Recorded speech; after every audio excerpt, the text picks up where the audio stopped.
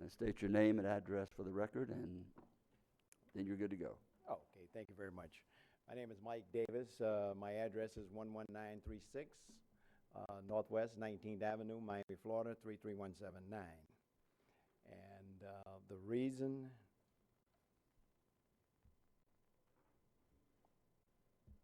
There you go. I'll just make you. Go ahead. Sorry. You're good. Okay, thank you. We're doing a townhouse project here. We're Lisbon Holden LLC. I didn't announce that. We're doing a townhouse project here near Adel and West Lisbon Parkway, and we've faced some challenges with the building department, and we just need some direction. They're requiring us to put in a sprinkler system when we don't have to by the fire department and the code of the DPR, Department of Business and Regulatory, as we have documentation to support that. But the building department is not listening to us, Mr. Campbell, as well as Mr. Carey, and also Deputy Taylor, Deputy Fire Chief Taylor, is not listening to us, and we just need a direction, need to know where we need to take our fight to get this matter rectified. Okay. But thank you, and I will have someone contact you to see what they can do to help move that along. Okay. Okay. All right. We can't do that at this time. Okay. Thank you very much. Thank you, I sir. appreciate that. Thank you, Mr. Davis. And I thank you all for the site approval that you all did for us. Thank you. Marilyn Perrone.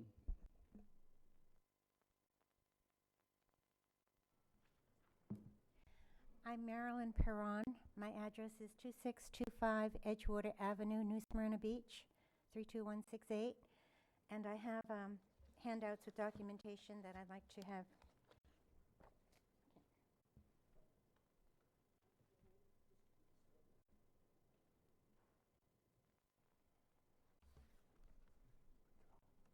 Okay. Start? Okay. Did you know the Friends of the New Smyrna Beach Library has a bank account of around $250,000. These friends give twice as much each year to community projects that are not endorsed by the library nor of benefit to the library than they do to the New Smyrna Beach County Library. In return, the county gives these friends sole recognition as Friends of the Library, free business space, expansive free workspace, free mail drop and sort, free prestigious address, free clerical aid, free and exclusive solicitation and publicity rights, and free insurance. Did you know? Very sweet. The bank account comes from library patrons who thought Friends were a traditional Friends group committed to the New Smyrna Beach Library. They are not. Committed to reading? Yes. Committed to the New Smyrna Beach Library? No. Why is the county participating in this flagrant misrepresentation and deception of the Volusia County public? Do you really want insurance liability for all the off-site, non-library children's reading groups? Do you really want the library liable when they endorse the $11,000 this year alone of distribution of free books about which the library has no voice? Why are my tax dollars funding all these free and unendorsed services for this particular private organization? The name Friends of the Local Library has a unique meaning, not only in Volusia, but in the state and the country.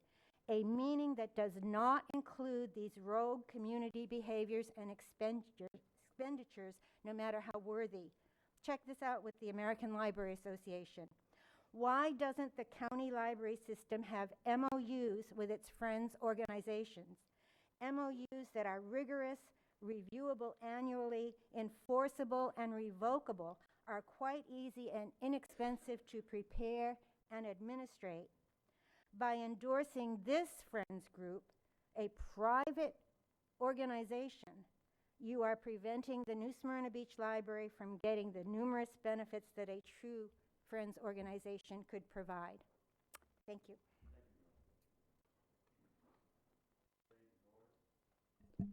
James Norris. Mr. Chair, before this gentleman speaks, could we have a staff member connect with Ms. Perone on this issue Yeah, I'm going to do that. sometime? I made a note. Good, thank you. So Yep. she knows we'll be connecting, thank you. Good morning. James Norris, 202 Bonner Avenue, Daytona Beach. I have some handouts. May I approach the clerk? Sure.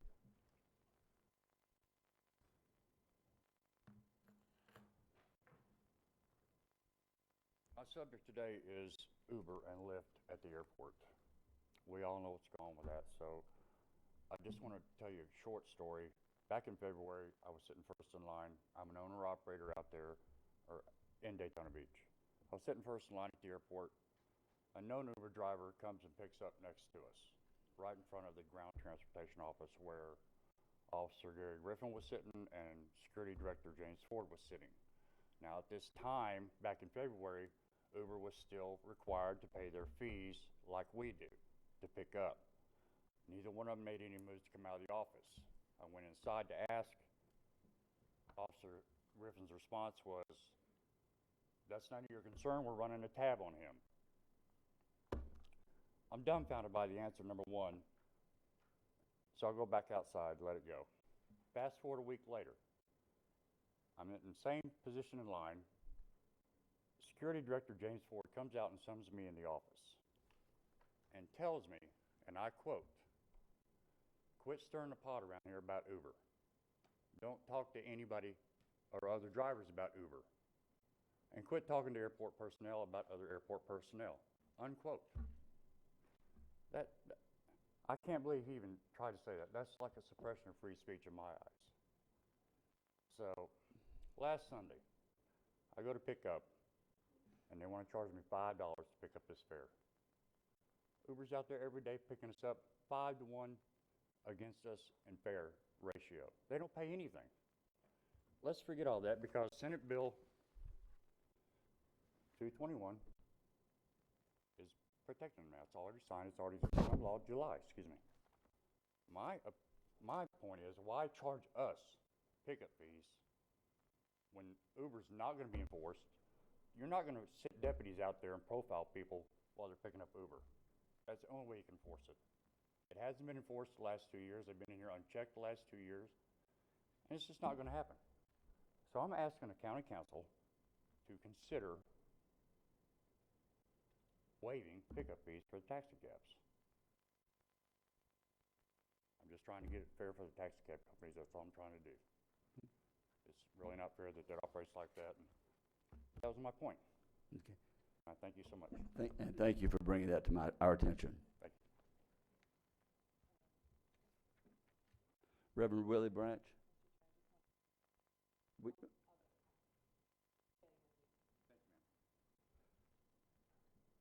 Reverend Branch?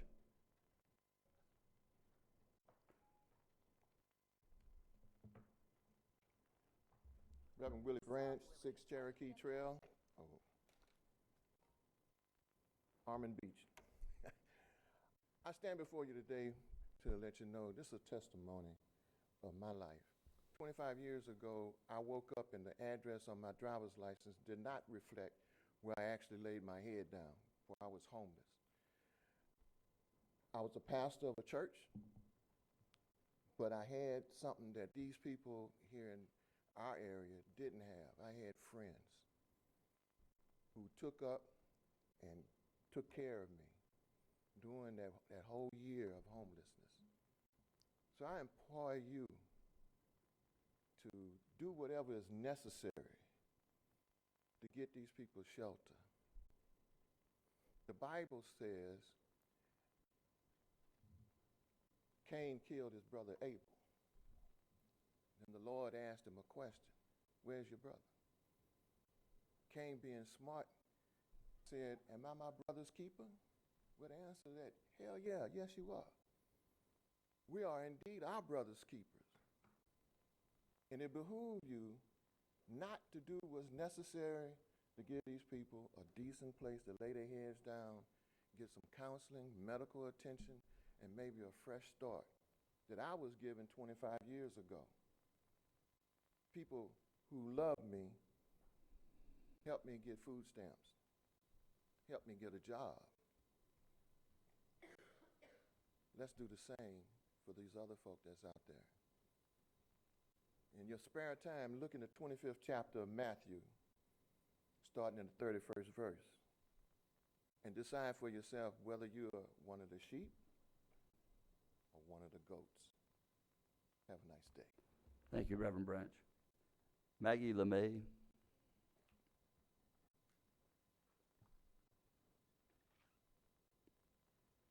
Good morning.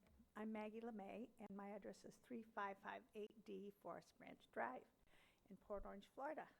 And we've been down here for 17 years, and I love it. I'd just like to thank the council for what you did for First Step. We were at the last meeting, and we were thrilled. We've been working a long time for this. First of all, I'd just like to say that when we think of Daytona Beach just isn't a local beach. Daytona Beach it's a face of a beach to the world. People all over the world know about Daytona Beach. It's the best beach in the world. I've been to many beaches. It's fantastic. We have the most wonderful resource here you've been given by God. This wonderful resource. Please, let's keep it that way. Keep downtown Daytona beautiful. Just because we keep it beautiful doesn't mean we can't help the homeless. People, it works together. It works together. If you have a homeless center to help these people run by professionals that aren't just going to give them a piece of bread and kick them on down the road. They're going to work with them. They're with professionals. They're going to help them. They're going to physically, mentally, spiritually. And they'll give them a ride back and forth to the things that they need. And meanwhile, downtown Daytona Beach will be a beautiful place for visitors and people from all over the world who already want to come here. They know about us. Let's use the resources that we have and quit letting it be spoiled by people that need help, but they need more than just a piece of bread. Thank you. Thank you, Ms. LeMay. Thomas Redmond.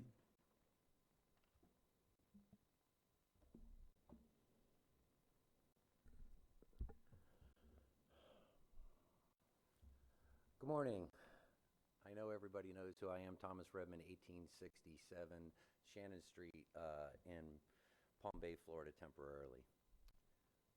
I feel really bad that I had to drive 2 hours because I served 23 years in the military for people's right to voice their opinion so that government operated effectively. And there's 4 commissioners that I've requested meetings with that have either completely ignored me or ignored my questions. So I drove 2 hours today to ask questions that I think that every Volusia County citizen deserves to know, no matter if they're pro-shelter, anti-shelter, Christian or non-Christian or whatever. There's a very basic responsibility that you folks have, and that is that when money is spent, that you can account to the citizens what we're going to get for that money. So my first question is, what are we going to get for this $7 million that we're wasting on a shelter? And when I say wasting on a shelter, I believe in emergency shelter. I don't believe in a tent by the jail. We need emergency shelter. We have the most effective person in the nation in our community. His name's Mr. Michael Cornell. I don't know if you know it or not, but he reduced arrests 71% in only 6 months and housed over 200 people for $220,000. Instead, I can't even hardly get it out of my mouth. We're going to spend almost $7 million for a fabric structure on a concrete slab in the middle of nowhere when the National Coalition for the Homeless has said don't do it, when every homeless expert in the nation has said don't do it, when the people in our community who are experts say don't do it. That's the Commission on Homelessness. You don't need to give, look, this is what angers me. For 3 years, I have lived on the streets for 98 days. I have come before you and I've provided facts to you that you have chosen to ignore. You have no choice. We can't spend $7 million on something that's not going to work. So I have two questions. Question one, what do we get for this $7 million besides Pottinger compliance? Because this is all about arrests. I've seen it in many other cities. They've all tried this. Question two, where has it worked? I know the answer to that, because name a city it's worked. It hasn't. I know all the cities it hasn't. Would like to sit down and explain that to me. Maybe we can all come to a conclusion together and we can be one team. But as long as you continue to dodge the two important questions, where has this worked and what's its measure of success, until our community comes together, you're going to have people that advocate for the homeless, advocating against what these lovely people want. Thank you.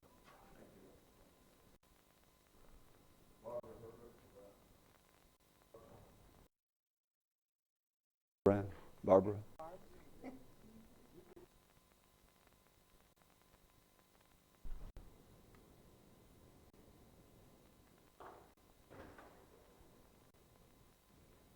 Yes, my name is Barbara Herbrand. I live at 1505 Wild Rose Lane, Holly Hill, where Hope Place is going. I'd understood from a meeting that Hum and Heather Post had that they're going to put a library up there. It's going to be like Daytona Beach City Library. I understand also that y'all entered back with 2 acres, that they gave you back 2 acres. Is it going to be a big library like that? I'll have someone get back with you with your specific questions if you'd like. Okay, that sounds like Would you a like plan. that? Yes, sir. I'll do that. All right, thank you, sir.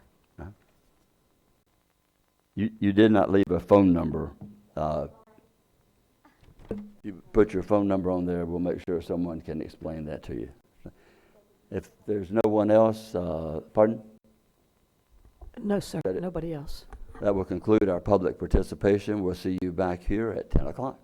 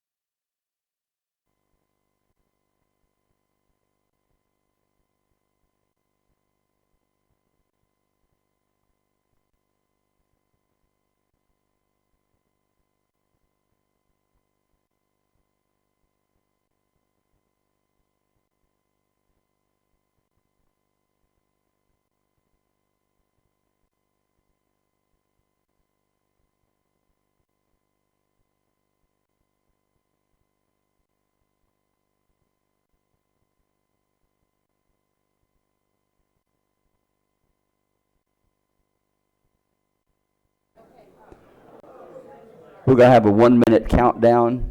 It is now 10 o'clock, but we'll begin at about 10:01.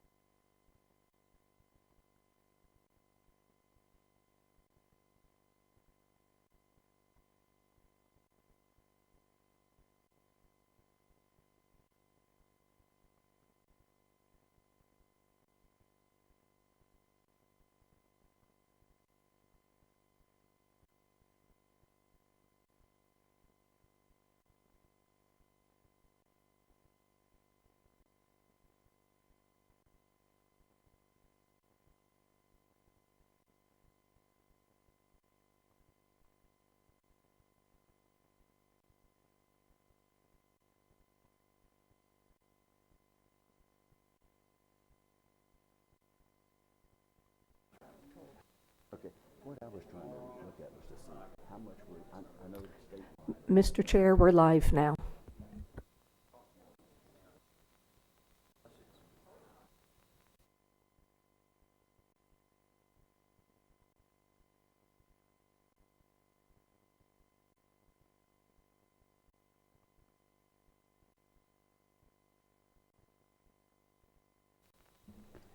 Are we ready? 1 second. Council ready? Good morning, everybody. Thank you for being here. If we can, those of you that are in the back area, if you would kind of keep your conversation a little low, we appreciate it. We'll call the May 4th meeting of the County Council to order. At this time, I'm going to ask Pastor Frank Clark of the Life Point Community Church of DeLand to offer our invocation, followed by the Pledge of Allegiance. If we'll all stand, please. Good morning. Just before I lead us in prayer, I want to acknowledge that today is the National Day of Prayer. It's an annual day of observance held on the first Thursday of May of each year, designated by the United States Congress in 1952 and signed into law by President Arias Truman. Let us pray. Heavenly Father, we thank you today for the gift of life and the opportunity that this County Council has to serve the people of Volusia County. Lord, we ask you for your hand of your blessing to be upon this meeting today. We ask that you would guide and direct every person who's a part of this meeting in such a way that it's full of wisdom, productivity, and respect for one another. Thank you, Lord, for helping this County Council to accomplish their goals and their work this day.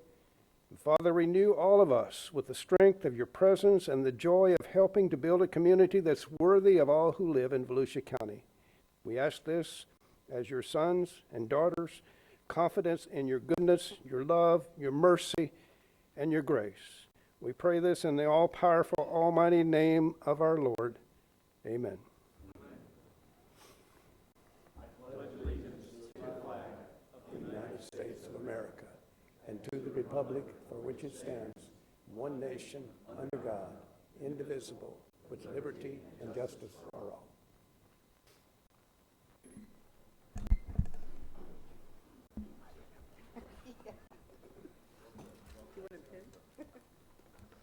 Thank you.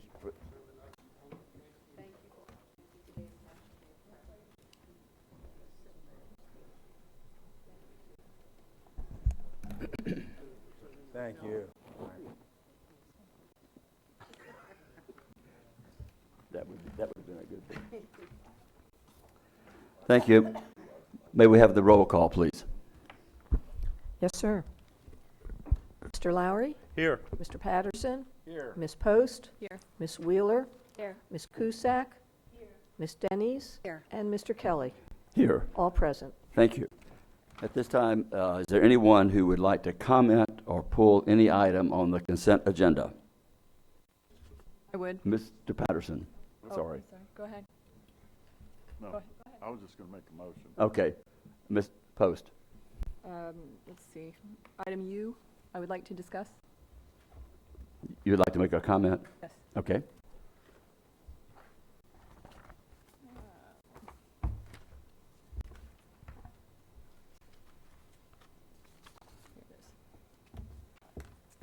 Mr. Chair, what was that? I am number U. You on the, Item U is the agreement utilizing Miami-Dade County, yada, yada, with the Police Executive Research Forum for use of force review from the Sheriff's Office. The expenditure. I think we have that on our, in front of us, right? Mm-hmm.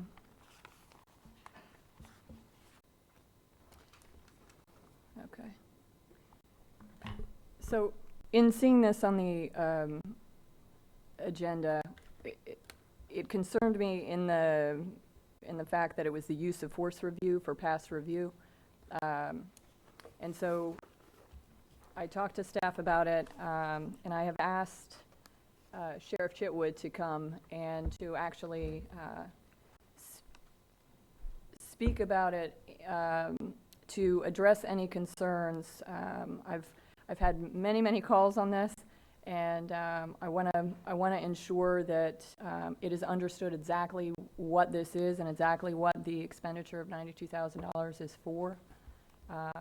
And I think some of the confusion was that it was specifically bringing in PERF, the Police Executive Research Forum, to look over all past use of force from the Sheriff's Office dating back however far, and really scrutinizing deputies' actions.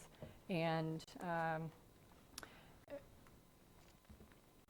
I really would like you to come up and address that that's not necessarily the case. Excuse me, I'm losing my voice. And then I would also like the county manager just to address the liability factor in the county standpoint. County attorney. Yeah. Or county attorney, yeah, Dan It- Hooker. Is this?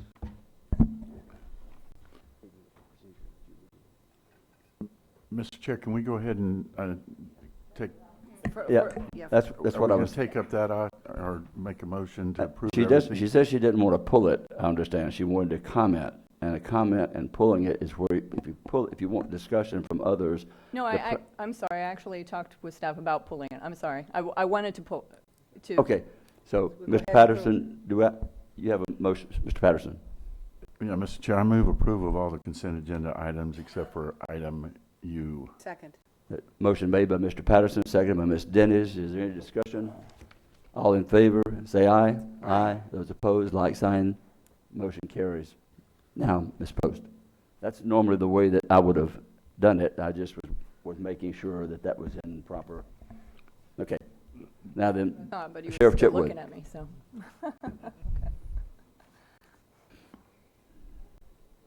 Good morning, Mr. Chairman, honorable members of the commission.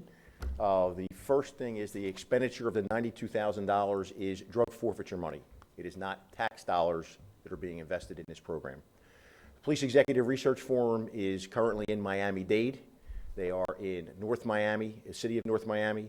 They have done a review of Palm Beach County within the last 18 months, and they've done a review several years ago of Tallahassee's use of force.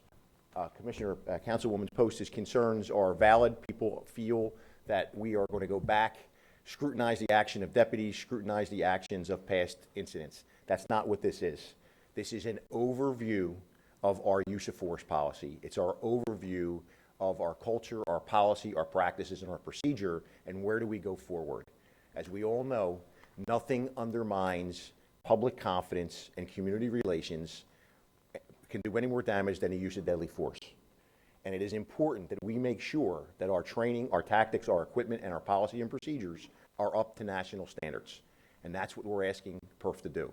And at the end of this study, I'm hopeful that what we put out is going to make our deputies safer and our communities safer. That's the bottom line of this. And so past use of force is all investigated by FDLE, and it's all, there's debriefings, there's lots of things. All of that has already been looked into, so this is moving forward, and the new mindset, and you coming in as the new sheriff, and the new direction of the sheriff's office. Yes, ma'am. This is a macro view, not to get into isolated incidents or get involved in past litigation. This is basically how do we go forward, and it's the best example I could give you is when I took over, we had an evidence review. We brought in Brevard County. They went into the evidence room, and for 10 hours a day, 5 days a week, they tore the evidence room apart. And then they issue a report to us, and the report basically says, hey, you guys do a really good job, but here's what we need to do to get even better with the new evidence facility coming in. So we then incorporate those ideas and those policies and procedures into the new building. And this has been done in Miami and other places by PERF, and so can you address a little bit of the liability end from your standpoint? I think you wanted the county attorney. Well, I'm sure Oh, he's, okay. It'll be from the attorney. I'm sure you have. I know You have some that, comment on I that, know so. that in Miami-Dade, they're reviewing 10 years' worth of data to then decide how to go forward from that. I don't see the liability end. I see it quite the opposite. I see us as a county being very, very progressive and in front of an issue to prevent incidents in the future that may cause issues in our community or issues to our deputies. Okay. Mr. Eckert? Sure. Well, given the aim that the sheriff's just described, the law, we've looked at it just because we're lawyers and we support the sheriff's aim, but the law provides that any change of procedure that would come as a result of this, we think is treated as what's known as a subsequent remedial measure. So just because you've changed the way you do things doesn't mean the way that you did things in the past was negligent. And the law favors making changes without you being criticized that somehow you were negligent in the past. So we think that any changes that would result would not be admissible in evidence, or likely would be held not to be admissible in evidence in any pending case. Probably with a belt and suspenders attitude, we've provided that the person who prepares this report, or the persons who prepare this report, would not be an expert witness in the county against any litigation. So on the whole, that you've done things one way doesn't mean that you can't do them better in the future. And so the law favors that approach, and we think that we can achieve the sheriff's goal. All right. I wanted the liability sector addressed, and then also for you to be able to speak your piece on actually explaining it fully what you're trying to do, and then it's more about SOP and moving forward for the future. So I just want to say that I, sincerely back the sheriff's office and the things that you're doing, and I guess we can vote. Yeah, I'll make a motion to vote. I on this. still comment. Go ahead. Ms. Denise? Thank you. I think it's a very good proactive approach, Sheriff. I think it's a very, here's my question. I want to have some conversation with our attorney first, though. And I like the macro view. My only concern is the current legislation. Can we do a macro view without current litigation? In other words, can you carve that out going forward with this? Can you accomplish and do what you want to do without opening up, or I don't know if legal jeopardy is the issue here, Mr. Eckert, but we need to know that we know we're not creating a jeopardy situation. I heard what you said before. I just want to be really confident with that. Well, again, the sheriff's goal is the change in procedure. Right. And so the facts of those cases are going to be determined upon the circumstances which were present at the time, and not by any change in procedure that the sheriff recommends, and that we eventually, if necessary, bargain with the union, or that he's able to implement on his own. I don't think it's that you change the procedure doesn't mean that you were negligent in the circumstance.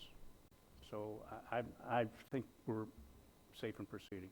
Okay, I just wanted to make sure that, that everybody was covered this, so that we help you accomplish what you choose to, but yet at the same time not create, a backdoor jeopardy situation. I got to review some of the Palm Beach findings, and it was geared more toward training. And I'll give you an example.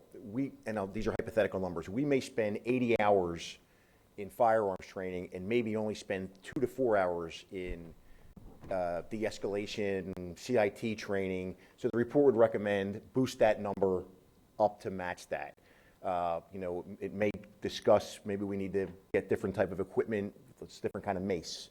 It would discuss more scenario-based training. It's not going to look back at the past and say this was wrong. It's not going to do that. It's going to say here we are today at this date and time, how do we make good great and move it even forward to protect our deputies and protect our community. I do want to tell you, everybody on this commission, Mr. Chairman, this was done very quickly.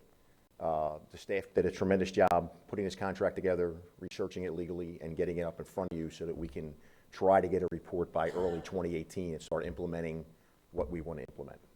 Well, I will just say, Sheriff Chitwood, it's great to see you up here and us working collaboratively together. Amen. To serve all of Volusia County and supporting your strives moving forward. Please don't let that go unnoticed. Thank you, Commissioner. You're welcome. Ms. Cusack? Mr. Chair, we do have a motion that was made. I didn't hear a second. And we're getting kind of ahead of ourselves. Sorry, I didn't hear the motion either. I didn't hear the motion either. She made it. Ms. Post made the motion. You made the motion? Initially, and then someone else started. Debbie. She did. She made the motion. Okay, and I thought Ms. Cusack was probably going to make or speak to the issue. I was speaking to the issue. Yes, ma'am. Thank you, Mr. Chair. I just want to add my input to this is that when we study what we do in any procedure, the history of that action is always important that we understand what happened, how we got there, and how can we do better to improve our procedure. And this, I see this as that type of operation. We're just trying to make sure that as we move forward, tell me, Mr. Sheriff, if I'm wrong in this, as we move forward, we would have a clearer understanding as how we can do things even more appropriately, to be more effective, to do better service to the citizens that we represent. And there is, this is how we learn. There's nothing wrong with this. And so I think that we're all on the same page, and I think it's good that our sheriff is intuitive enough that he wants to make sure that everything that we can do to protect our deputies and our citizens is being done in the most effective way. So I strongly support. Thank you. Yes, And thank you. I looked at this as kind of like the CAFR or the audit that we get financially, and it one that points out and it gives you that feeling of transparency because it's by an independent, non-connected agency that's going to give us that review, and I agree with everything that Ms. Cusack said. That's exactly why we learn. Did you have another comment, Ms. Post? Due to the sensitivity, obviously, of the issue, I really wanted to make sure that we addressed it, so I appreciate you coming in. Cops don't like to have their shoulders looked over, as you know. Well, especially right now, and I know that you thoroughly back your deputies. So Absolutely. I appreciate it. Is there any opposition to the motion? Hearing none, the motion carries unanimous without opposition. Thank you very much for the opportunity to address you.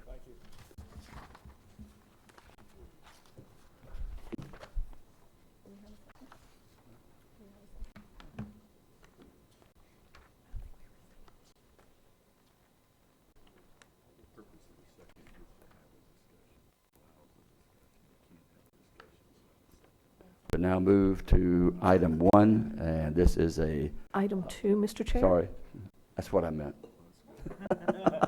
Thanks for correcting me. We'll open the public hearing, and this is a resolution on the vacation of a portion of the plat of High Ridge Estates. And Good morning, Mr. Chair. I'm Mr. Jerry Brenton, County Engineer.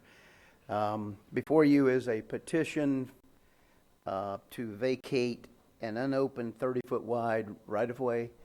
The petitioner owns 2 tax parcels separated by this unopened 30-foot right-of-way. The county's looked at it, staff, and sees no public purpose now or in the future to retain that easement. She would, in order to make best use of this, which is to, she would like to vacate the easement and create 2 north-south lots and construct homes on each of them. So we see no reason for the county to retain the 30-foot easement, and staff's recommendation would be for the council to support vacation of that. thank you. I have no cards to speak on this issue, therefore we'll close the public hearing. And is there a motion? Ms. Denny's. Mr. Chair, move approval of vacation. Can you turn on your mic, Yes, please? ma'am. Thank you. Mr. Chair, move approval of the vacation of the portion of the plats of High Ridge Estates, map book 11, page 154, and High Ridge Estates replat map book 23, page 157. Second, Wheeler. Seconded by Wheeler.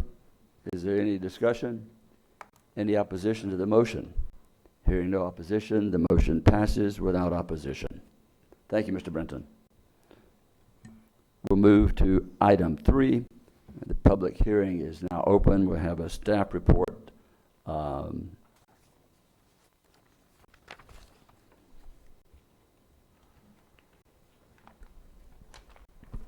Good morning, Regina Montgomery, Solid Waste Division. Before you today is a 5-year renewal for Republic Services, non-exclusive commercial franchise to provide solid waste collection in the unincorporated area. Their application is complete, they've met our requirements, and staff would recommend approval. Thank you. I have no cards of anyone wishing to speak on public participation. We'll close the public participation. Council. Ms. Cusack. Thank you, Mr. Chair. I would move for the approval of a non-exclusive commercial solid waste collection franchise to Republic Service of Florida. Motion is made by Ms. Cusack, seconded by Mr. Patterson. Was that Mr. Daniels? Mr. Patterson. Any further discussion? Any opposition to the motion? Hearing none, the motion carries unanimously without opposition. We'll move to item 4, which is one of the fun things, I guess, one of the most fun things we get to do in one way.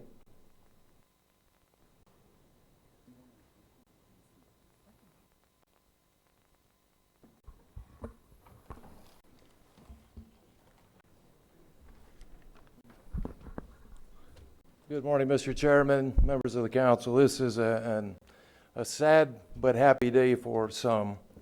I'd like to introduce Warden Matt Reinhardt. He was hired in 1986. Looks like he wants somebody to come down there and stand with him.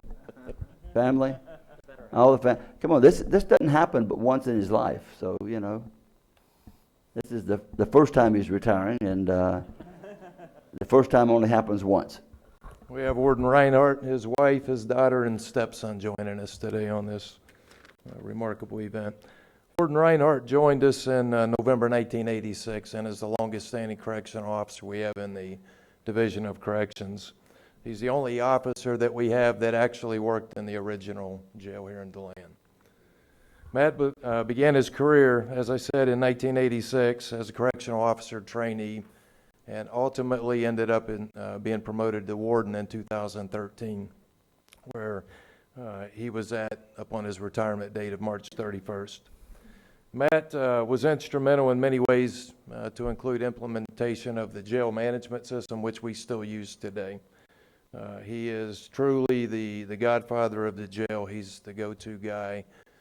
He is known as the Florida Model Jail Standards Guru throughout the state of Florida, and has represented the division in the most professional manner at all of the jail management meetings. I'm going to tell you a little bit on the personal note about Matt. He's probably the hugest Florida Gator fan we have. Actually, that's not true, but I wanted to tell you that. In all honesty, Matt is probably the most dedicated Seminole fan we have in Florida. Almost everything in his office is reflected to Florida State, and the only Florida Gator items that you'll find in his office are once he goes on leave and then comes back. After retirement, Matt plans on traveling and spending as much time as he can with his family and grandson. He plans to do a lot of traveling and camping. Matt, on behalf of the Corrections Division, we would like to thank you for a job well done and present you with a retired warden's badge. May God bless you and your family in your new chapter of life, and enjoy your retirement. Podium is yours.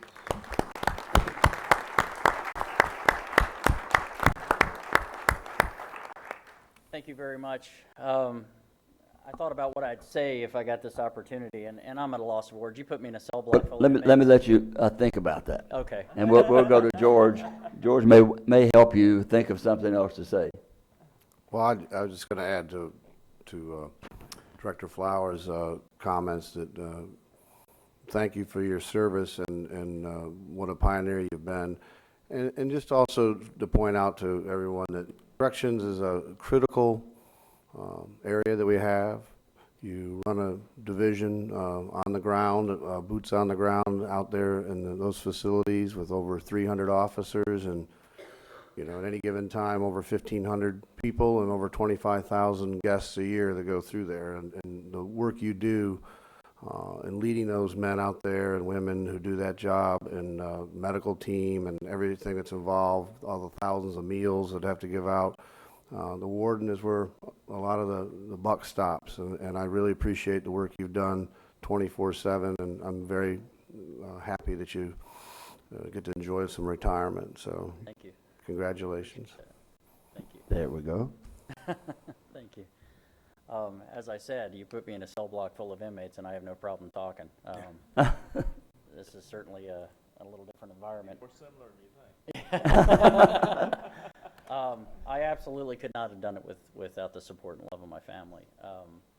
I thought about the best part about my job was the people I work with, obviously, and the leadership that I had throughout my career. And that includes the council as well, because without your support, we couldn't do what we do either. So I will miss those people. I actually will miss the work. And it's that interaction with people. My wife will tell you, I can go into any store, any restaurant, and I'll spark up a conversation with anyone. And that sometimes, annoys her, but she's my support factor, that and my family. So I couldn't have done it without them. So thank you very much. And thank you for your 31 years of service and the record that you're leaving, and the guide or the map for us to follow as we go forward without you. So we appreciate that. Thank you. Thank you.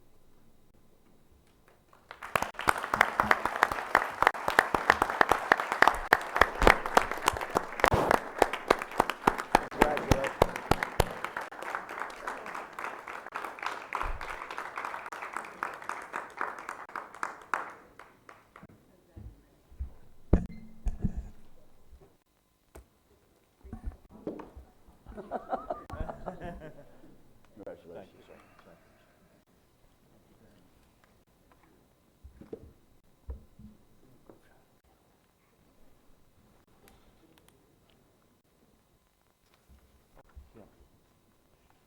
Do you want to bring his family down? We're going to take two. Yep. Here we go on 3. 1, 2, 3. And one more, please. And on 3. 1, 2, 3. Thank you. Put the chair back. I want to sit on the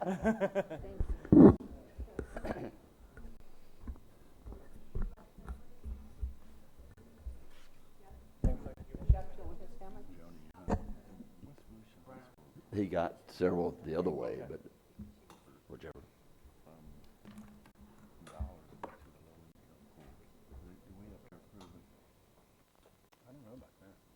Okay, we'll now move to first public hearing on ordinance 2017-06, and we will open the public hearing. And I see Clay Irvin is going to give us a staff report. Good morning, Clay Irvin, Director of Growth and Resource Management. Before you today is an amendment to Section 72-296 of the Code of Ordinances pertaining to airport protection zones. There was a specific change made in Florida Statutes 333, which required local governments to put in place standards to ensure compatibility between land uses. What you see is we're updating our standards to ensure that we're complying with Chapter 333 of the Florida Statutes. The primary thing is that it will apply to all unincorporated areas that are adjacent to public use airports to ensure that we don't have incompatible uses. This was presented to the Planning and Land Development Review Commission, last month. It was unanimously approved. There was no public comment in regards to that. If there's any questions for staff, we're available. Any questions of staff? There's no public, no cards filled out. We'll close the public hearing. Council.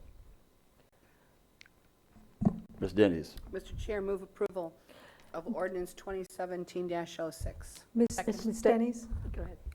This is the first public hearing. We need a motion to set the second public hearing on May 18th, 2017, and the clerk needs to give us a time certain. So moved. 10:30 a.m. Moved. Motion made by Ms. Denny, second by Ms. Post. Any objection? Hearing no objection, the motion will pass without objection. Thank you.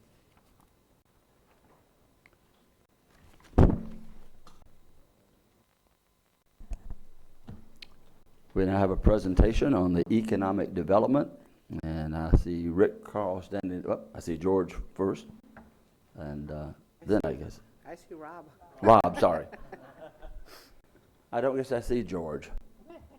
He's sitting over here. Good morning, Mr. Chair. Sorry about that. Members of the County Council, Rob Earhart, Economic Development Director, with a first quarter 2017 update on the local economy. For those listening on the internet, this report's on our website at floridabusiness.org under the Data and Key Reports tab.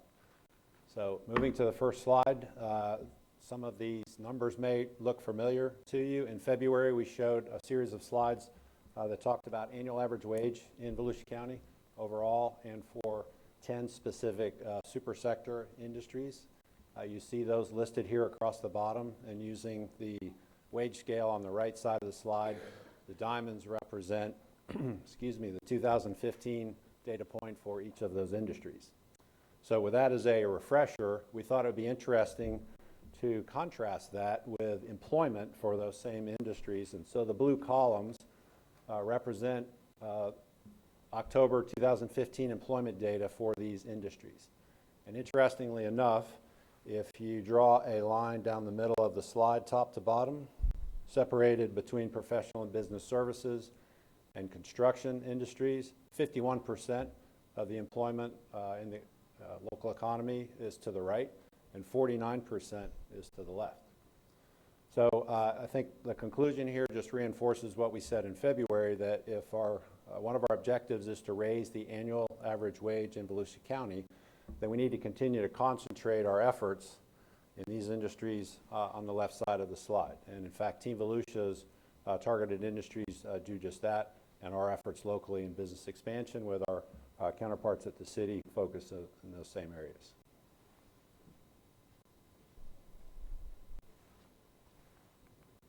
The next slide is familiar labor statistics, so we won't spend too much more time on this except to point out that the trend line for county labor force is something that we're showing for the first time. And if you put a trend line across the January data points, you can see that the slope of the line is increasing. That's a good thing.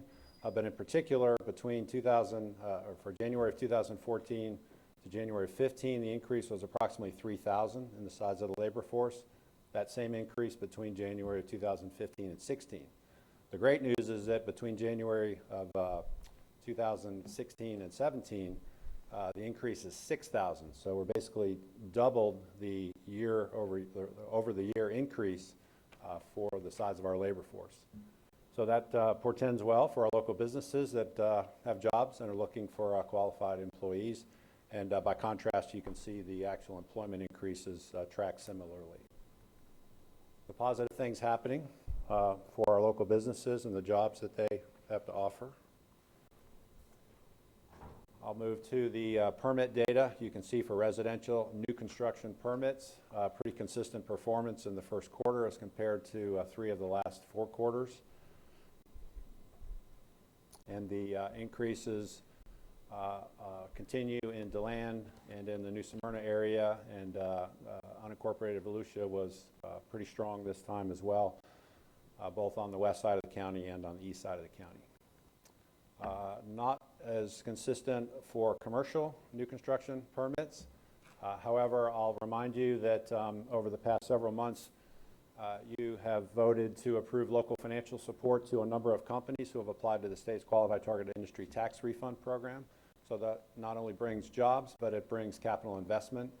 So when you take Synergy Billing, which was approved sometime last year, and add to that Security First, Managers, Boston Whaler, the new B. Braun Medical Warehouse and Distribution Center, and 3D Material Technologies, if all of those projects decide to locate here and match the projected capital investment that they have shared as part of their application, that's $150 million between those 5 projects alone. So the future looks bright. And here are the details as well. Foreclosures, it's our opinion that this is beginning to plateau. We'll keep an eye on it. It's still a bit of a headwind in the economy, but it's not particularly significant. The last meaningful slide here in terms of data is, you may recognize this slide. It was circulated earlier this year by the Hotel and Lodging Association. We want to thank Evelyn Fine for allowing us to reprint that here as part of our report. And it's interesting to me that if you look at 1990, occupancy of 63%, 2000, occupancy of 63%, in 2015, occupancy of 63%, and then you look to the right for the average daily rate for each of those same time periods, there's been quite an increase. And again, that's very significant and very positive for our community. And again, looking ahead with what we know are some of the very positive things that are happening in this industry as well. We have a presentation tomorrow to the business community, and so Lori Campbell Baker and Debbie Mills and Georgia Turner will all be present, and we've asked Lori Campbell Baker to make a few comments about tourism generally, and particularly about the upcoming events this summer, the Shriners Convention, and I'm sure we're all aware that next week is National Tourism Week, so celebrations taking place there. The last slide is just to remind you that we had sent out an invitation that Jeff Berger, Vice President of Corporate Development at International Speedway Corporation, will also be giving a presentation to the business community tomorrow. And Michael Ployce, the City Manager with the City of DeLand, will be giving a brief update on a great project that's taking place in DeLand with DaVita Labs. If you don't get off the main highway and go back in behind the airport, if you haven't done that at all, or if you haven't done it recently, I'd encourage you to make that drive. And as you come around the corner and you see that $30 million project by DaVita Labs, I think you'll be very surprised at how significant that is and what a great project that is. That concludes our report. Thank you, and all of you are welcome to join us in the morning at 7:30 as we get to hear this in maybe a little more detail, or at least with some additional people, Thank or you, not. Mr. Chair. Thank you, and also next week is Teacher Appreciation Week, so that's tourism and teacher. I guess it's the T month, so or T week. Thank you very much, Rob.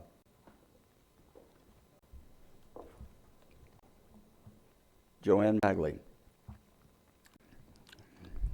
Good morning. Joanne Magley, Community Information Director, and we have the community events update for you. We have 3 new items since your last meeting. This is more of for your information. The University Boulevard off-beach parking lot opened a few weeks ago, so that new lot is now open at 880 North Atlantic Avenue in Daytona Beach, and it provides about 100 parking spaces and is ADA accessible to the beach. As Rob mentioned, next week is National Tourism Week. In Volusia County, the events include a tourism rally from 10:30 a.m. to 12:30 p.m. on May 8th at Daytona Beach International Airport, and representatives from the 3 tourism bureaus will be on hand to welcome arriving passengers during that time. And there's also the Tourism Week Celebration Breakfast Meeting, May 10th, 8 o'clock at the Daytona Beach Hilton. That event is free, and there will also be representatives from the airport and from the tourism bureaus there as well. And lastly, on May 8th through the 12th at Daytona Beach International Airport, TSA will be holding a pre-check enrollment event for that week. As you may be aware, the TSA pre-check allows passengers to go through security faster by leaving their light jackets on and things like that. Passengers must pre-enroll and schedule an appointment. That web address is identigo.com, and all that information is on the county's website. So again, that TSA pre-check enrollment, May 8th through the 12th at Daytona Beach International Airport. Any questions? Thank you, Joanne. Thank you. Now we have a presentation or plan update on something that's near and dear and essential to all of us for life. Mr. Chair, I'd like to, as they're coming up, just open up this presentation. Just a little bit of history. This landmark plan that was approved by council actually started with workshops that were held back in 2014. Staff worked real hard and put together this plan, and then it was eventually adopted in 2015. It's a very important plan, and has actually paid big dividends already, and it's really in its infancy, really. By having a plan and having a commitment to this plan, our staff was able to take this to our partner agencies, St. John's Water Management, DEP, and by showing that kind of commitment, we were able to leverage that and get grants on some of the projects that were brought forth in this plan. We've had, we have a lot of work to go. We understand that. We've had some, maybe a legislative setback in terms of some projects that we've looked for, but we also are diligently working with the DEP.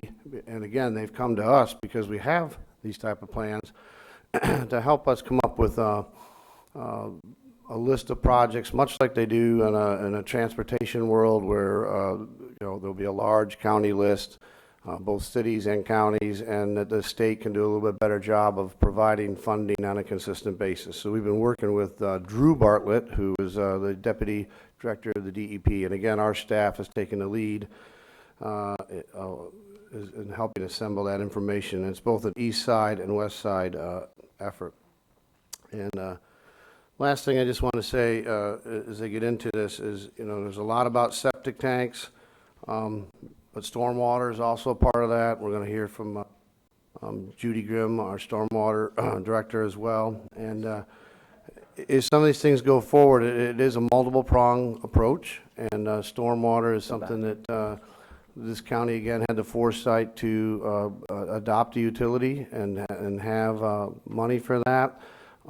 Through the years, a lot of that money has had to go to flooding projects, but I'm happy to say I think we've done a huge improvement in those areas, and there's going to be a shift more and more towards water quality projects, and you'll hear a little bit about that from Ms. Grimm, and that's just part of, again, as we try to protect water quality. It's not just septic, it's septic, stormwater, it's people's yards, it's the canal systems that are in place today that go through multiple cities, and how do we handle all that? A lot more to work on. So with that, I'm going to turn it over to Ginger Adair, who'll give you the update on the plan. Good morning, Ginger, Mr. thank Chair, honorable members of council. I'm Ginger Adair, Environmental Management Director.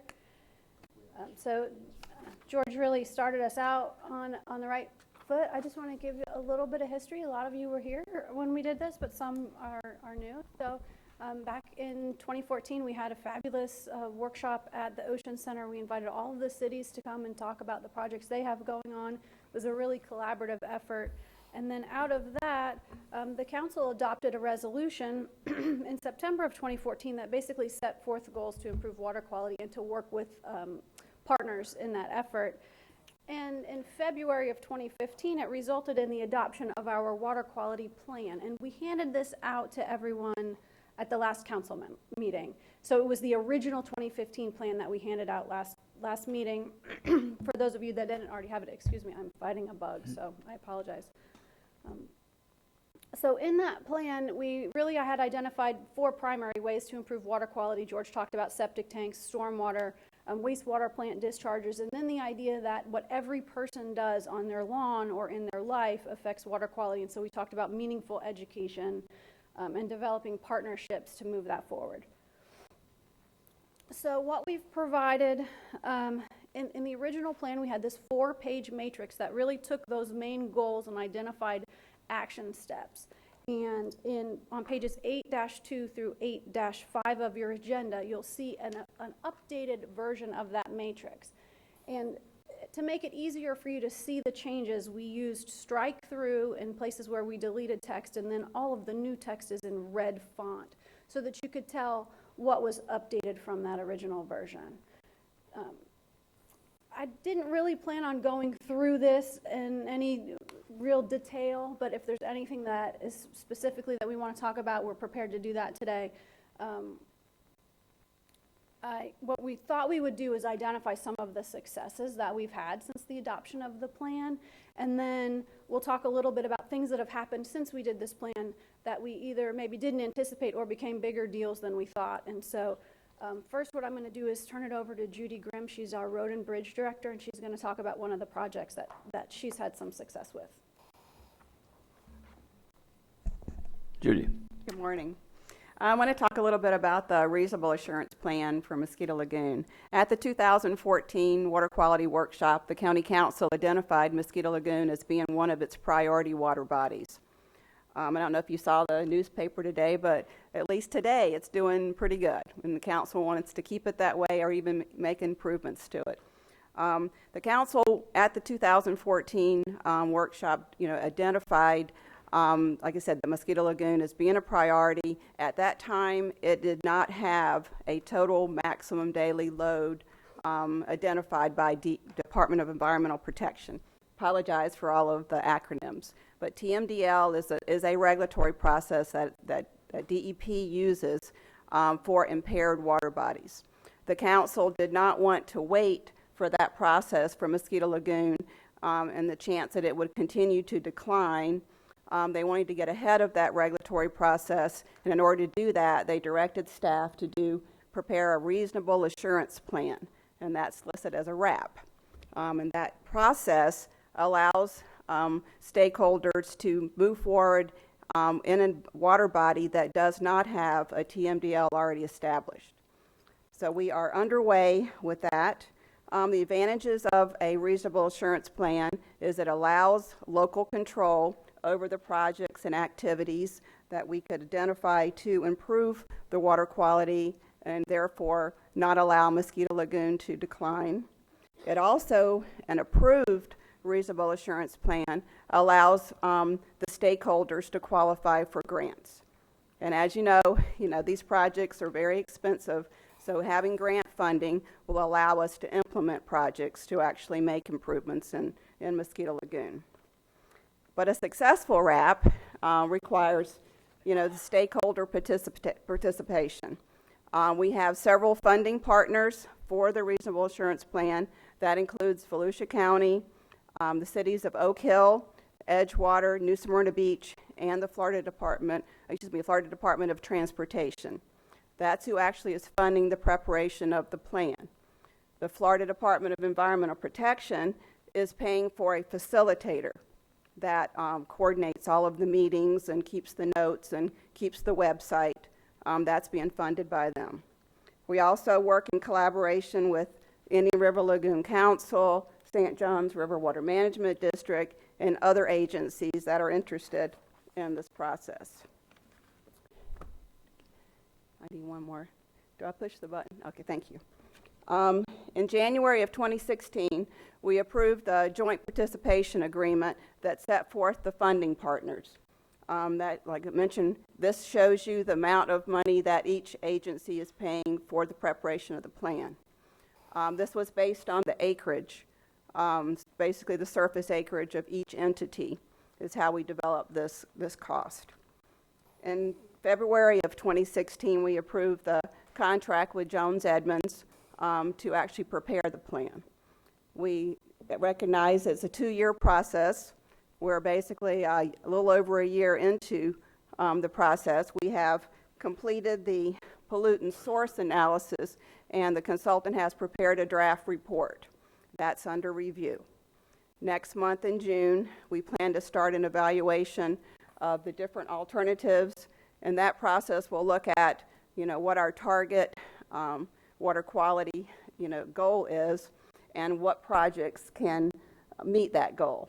Obviously there are some opportunities for some large-scale projects that, provides you with a reasonable cost per pound removed of nitrogen and phosphorus. But once you finish once we get past those, some of the few major projects, there's going to be probably a lot of smaller projects that you're not going to get a lot of removal for the cost.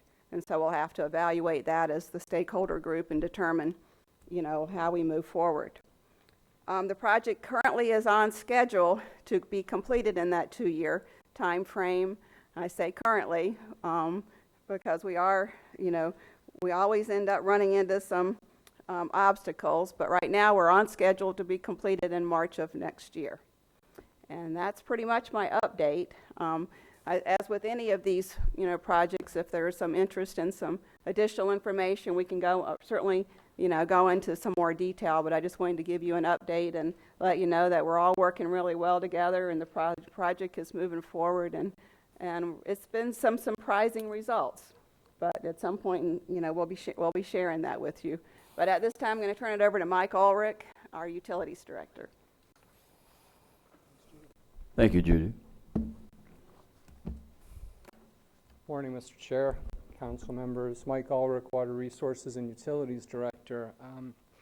Judy shared with you a lot of specifics and details and things like that. What I'd rather talk about at this point in time, because I've talked about this project a few times to you. We're about 12 months into it. We've got about 6 more months to go, so I know I'll be back in front to tell you really what the performance and the expected performance is. And we're very excited about the project, but I think more important than anything is to really explain the importance of what this document really did do for us.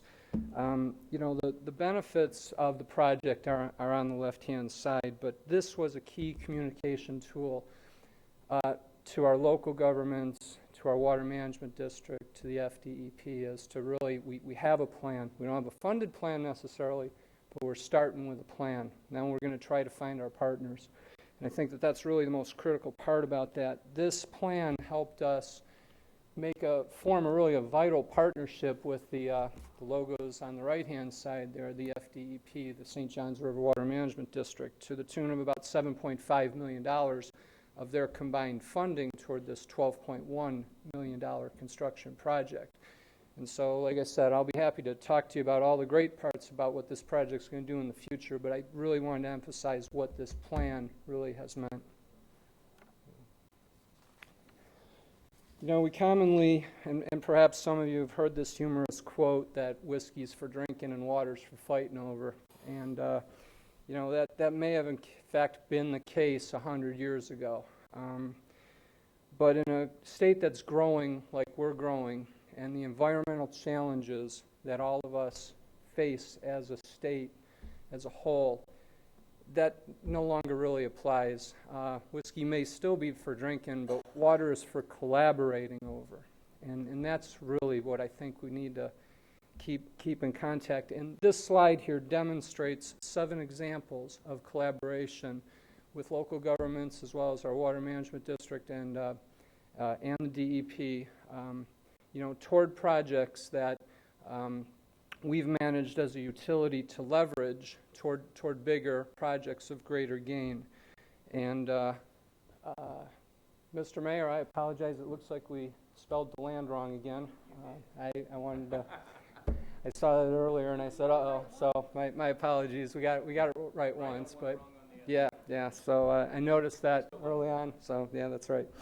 So with that said, these projects all had common themes to them, and I just want to share with you some of the keys to really successful collaboration moving forward. One, have a plan. These projects were not all in this plan, but they were in some plan. Water supply plan, water quality plan, even economic development plans of other cities and things like that. You're looking to figure out, key things in each one of these, to advance water projects. Two, leverage funds. We can't fix, as a county, we cannot fix this problem ourselves. We have to have many, many partners. The challenges are just too great ahead, and that's where Ginger comes in and delivers the bad news in a few minutes. But I think that really is important to identify the fact that we can't just do this alone. We have to leverage our funds. These projects represent nearly $24 million of supply and quality projects, of which the county has successfully leveraged $9 million toward the advancement of these $24 million. And we have to achieve as a utility a return on investment even for that $9 million. It's absolutely critical so that you can continue to reinvest into more and more projects. If you're on the losing side of that leveraging, if we put all our eggs into one basket on one of those projects, the other 6 wouldn't have got done. So I think that that's another important thing. Understand that everybody else has to leverage too. The Water Management District, Abby Johnson back there, they need return on investment. They know that there's problems throughout 18 counties that they manage and cities that they're seeking to get the most bang for their bucks. And so partnerships are absolutely critical. The DEP is no different as our partner cities. Always think win-win. The last project that I just showed you was a win-win-win situation for water supply, for water quality, as well as future growth. They're going to keep coming, folks. We know that. Can't stop them if we want. People love this state. I love this state. We need to be prepared for those things. So, I mean, it just continues going. But always think win-win-win. And above all, when you get into these meetings and when you're trying to develop these partnerships, I can tell you that these partnerships had plenty of argument along the way. But, in the end, I've come to the realization that just about every argument that I've heard is very, very valid. Most people, a lot of experts, they're all right. It's not so important about that as much as understanding that there are limited resources. We've got to pick the best projects, not just every project. We've got to find the best ones. And just wanted to share those thoughts with you. Thank you. Okay, well, I'll talk. We'll sort of move along. So one of the things that we identified in the plan was the idea that we needed to educate both our citizens, ourselves, our elected officials, and we needed to find partnerships to do that. And so we've been able to very successfully partner with local nonprofits, universities, citizens groups in the county, and we received grant funding from the IRL National Estuary Program to create Project H2O. And I know you've all heard of Project H2O. We've been before you a couple of times talking about that. That's been a very successful collaboration. We also received, in partnership with the Marine Resources Council in Brevard County, a grant from the IRL Council to create the Be Floridian Now Fertilizer Education Campaign. And it's based on a campaign that happened on the West Coast called Be Floridian, that has been hugely successful in reducing the amount of pollutants going into the water bodies on the West Coast from fertilizer. And so we've successfully moved that over here to the Indian River Lagoon. Some of these photos show some of the work that we've been doing.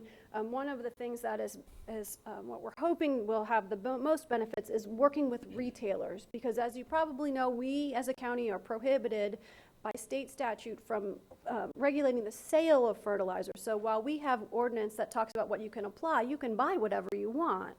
So we've been really working hard with retailers to have them put our fun tear-off sheets in their fertilizer sections so that we can educate folks a little bit. And I'm happy to say that our hard work with Home Depot has paid off. So we have these in every Home Depot in Volusia County, and we've recently just heard that our work has helped to get these fertilizers approved for every Home Depot in the 5-county Indian River Lagoon area. So that should be really helpful. We're also in all of the Ace Hardwares, working on Lowe's. They're a little tougher nut to crack, and working on Walmart. But some of the other things too, we're using social media extensively. We've been at the home show several times. We're working with homeowners associations. We are working with boards of realty, trying to reach out and get the message out that every one of us has a part to play in this, and that Mike's $12 million project is an amazing project, but let's see what we can do that's on the front end to keep from having to do those $1 million projects. So that's been really successful, and we plan to continue with those efforts. So, moving on from that, wanted to talk about a few things that have really taken a lot of our attention in the last couple of years that maybe we didn't realize when we did the plan in 2015. We've had several state regulatory actions that sort of drive where we can spend our energy. So, we've identified these priorities in our plan. We just have to be able to react to these new state initiatives, one of which is the Blue Spring Basin Management Action Plan. Judy talked a little bit about the TMDL. That's a water quality requirement that comes from DEP. This Basin Management Action Plan is what comes next. Once the DEP says, here's what the water quality should be in your spring, this Basin Management Action Plan is the collaborative process with the stakeholders to determine what are the projects that have to be done to make that improvement come forward. Now, this is a DEP regulatory requirement, and so this is something that the local governments and other stakeholders have to work toward, and the DEP will be looking to us to implement projects to make improvements. So in the case of Blue Spring, let me just back up one slide. So in the Blue Spring Basin, we have Volusia County and then 5 other of the local governments here in southwest Volusia. So it really is going to be a collaborative effort. Just really quickly, there's a lot of science. I don't want to get into all of that, but it's important to look at, this is what the DEP estimates the sources of the nitrate in Blue Spring are. And you can see really clearly that septic systems are the largest portion of the nitrate entering Blue Spring, and that is an issue that's very hard to tackle. And so I want everybody to kind of keep that in mind as we go forward over the next several years. The DEP is going to be looking to the local governments to find a way to deal with septic tanks. And at the same time, we're going to try to find a way to deal with it, and Mike's project is one of those ways. The Department of Health is still permitting new septic tanks, and so we're sort of like bailing out the boat, but we haven't really plugged the leak yet.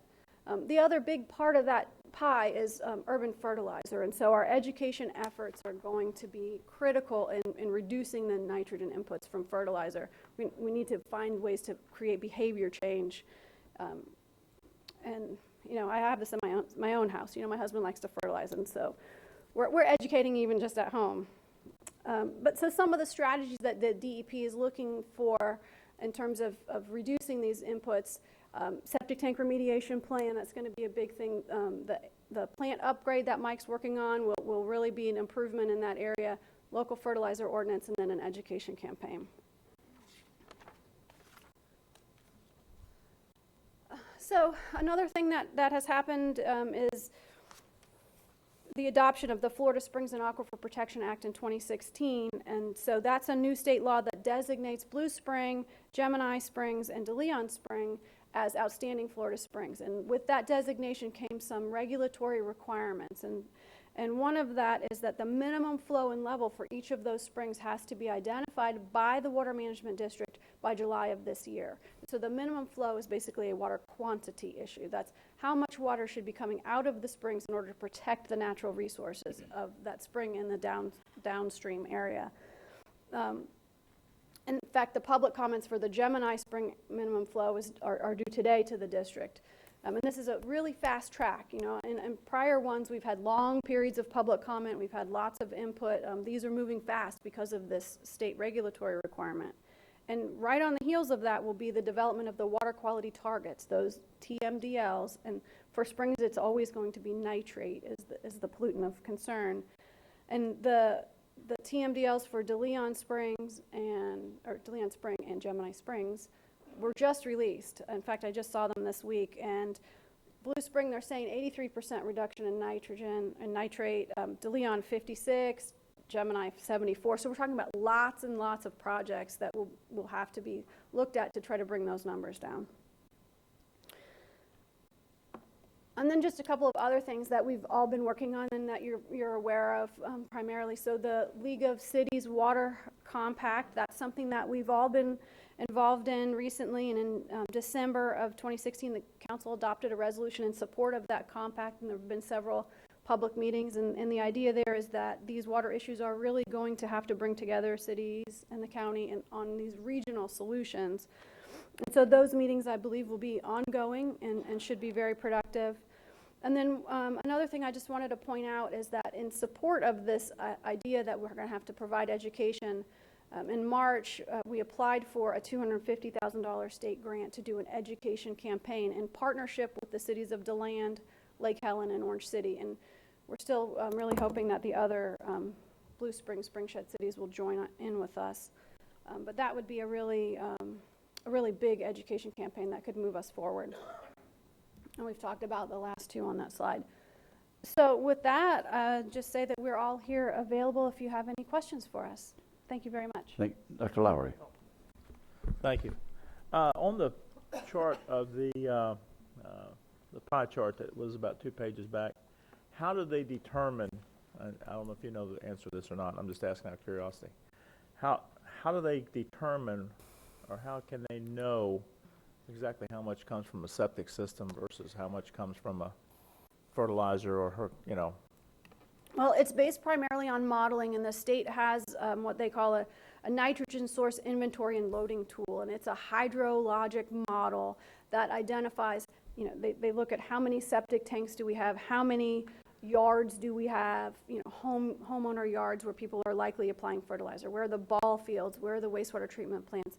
And so they look at all of the infrastructure that we have, and they know from research how much nitrogen a septic tank puts into the soil, how much the average amount of fertilizer is. And so they use that and they put it in this hydrologic model, and they estimate these numbers. Now, it's a model, right? And so... well, my concern on that is it's almost like it's predetermined ahead of time, and then they fit the data to, they kind of... I'm concerned that maybe some of these things are not as accurate, and they're more a guide or whatever.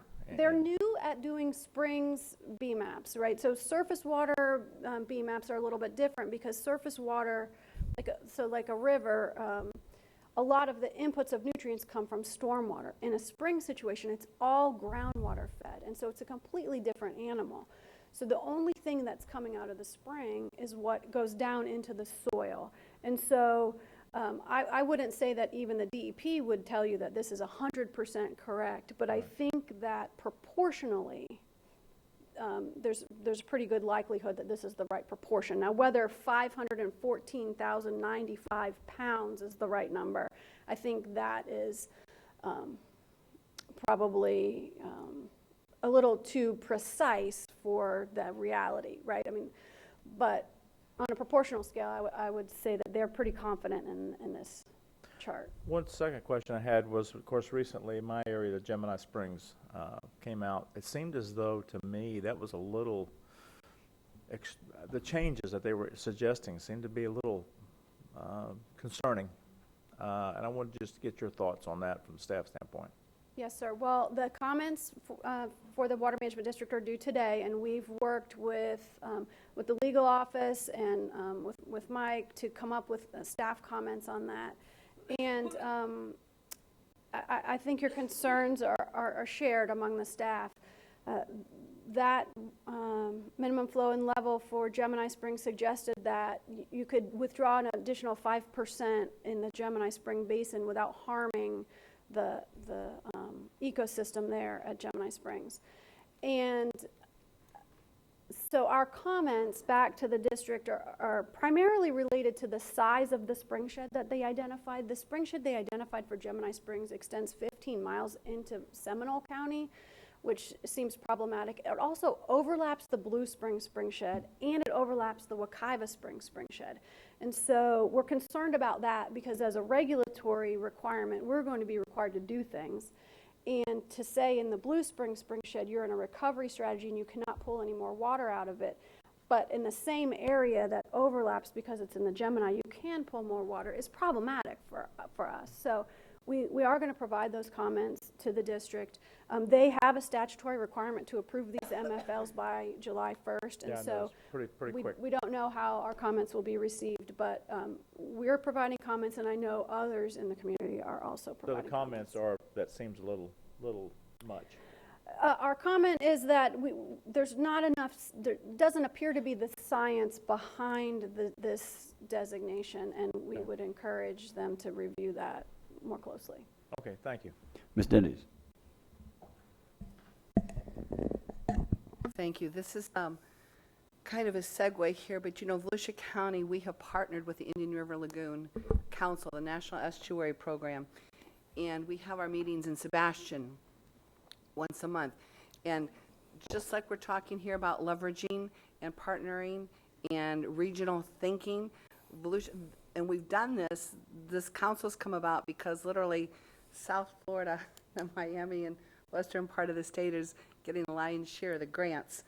So Volusia, on this board of directors, here's what's so intriguing about this. We've got Brevard, St. Lucie, of course, Volusia, St. John River Water Management District, Martin County, South Florida Water Management District, and the Indian River Lagoon Coalition from Vero Beach. So within that, they've now set up separate committees, and we have quite a few people from Volusia County being appointed to these committees, whether it's the Citizen Advisory Committee, the Council Management Board, alternates on our Board of Directors, and we now have a STEM Advisory Committee. So water quality is a priority statewide, and all these initiatives that we're doing, the Water Compact, our Water Quality Assurance Plan, and all these successes helps us when we go to these meetings, and I represent Volusia County, I can come to the table, they know that this has already been recorded, and it helps us regionally when they do a call for projects, rank us in these projects. So it's, as with any bureaucracy, they all have their own acronyms and language and words and phrases you have to learn, but this is, I think, is critical for Volusia County, and I want to thank staff because I think we're poised going forward. We're learning, and I guess it's not news, but we did not receive, Oak Hill did not receive the $1.5 million asked for the septic to sewer conversion. It was cut down to $1 million. I thank Senator Huckel for that. At least she kept it in the line item budget, but that didn't get approved either. However, next year, we prepare for next year. We will restructure here and keep meeting and be stronger next year to make the ask a little bit stronger and be prepared. But the water is clear. Did you see the News Journal today, the front page? I thought that was timing. Dinah Pulver, thank you. She's back there. Hi, Dinah. But what's interesting, too, about the water quality being so clear even right now is because there's no runoff. We've had no rain. So as soon as this rain starts again, we've not had the algal blooms. But when that comes back again, you know, hopefully maybe we just stopped it for a while. But anyway, this is probably, the water quality is probably consumes about 40% of my time now as a council member. And I think you're going to see more and more going forward because these are so, because what's happening too with all the expansion and the growth, look at just in Volusia County, water issues and the quality and supply of water will be the #1 critical issue that we force. It's not as sexy as homeless issues. It's not as controversial. People won't come in and fill up our chambers. And I want this, you know, the spring. No, I want the lagoon. No, I want this soft septic. But I mean, it won't be as contentious. They're very supportive because we all know it needs to be done. But it doesn't necessarily gather the attention and the critical timeliness that's going to require of us going forward. But anyway, I just want to thank staff for all that you've done. And helping us go forward, and I look forward to next year being successful, maybe restructure a few things, George, in those meetings, and the way we even put the grant in. I've got some ideas, and we'll go forward with We'll go that. forward. Okay, thank you so much. That's all I have, Mr. Chair. Thank you. Mr. Patterson. I was afraid Miss Dennis was going to get into my area. I would never do that. I'm kidding. Ginger, the St. George Water Management District kind of regulates the wells that maybe the cities and the counties extract water from the ground. Why is it that the water that is treated for sewage and everything is not required to go back into the ground somehow? Why is it we got cities dumping millions of gallons of water to the Halifax River or other places when it could be very easily go back down into the ground where it should be instead of floating out into the ocean? That's a loaded question there, Mr. Patterson. It was intentional. Certainly there are ways, and our utilities has successfully found ways to use that reuse water in a positive way, either for irrigation of lawns or through recharge to the aquifer. And that's part of our prevention and recovery strategy for Blue Spring. So to answer your question, there are ways to use that water in a beneficial manner. But it just strikes me as unusual that the water management district or the counties or something, that we don't have some way we can say, this has got to stop. I know one city commissioner told me that they were interested in buying the treated effluent that's being dumped into the Halifax, and they were turned down by the city. And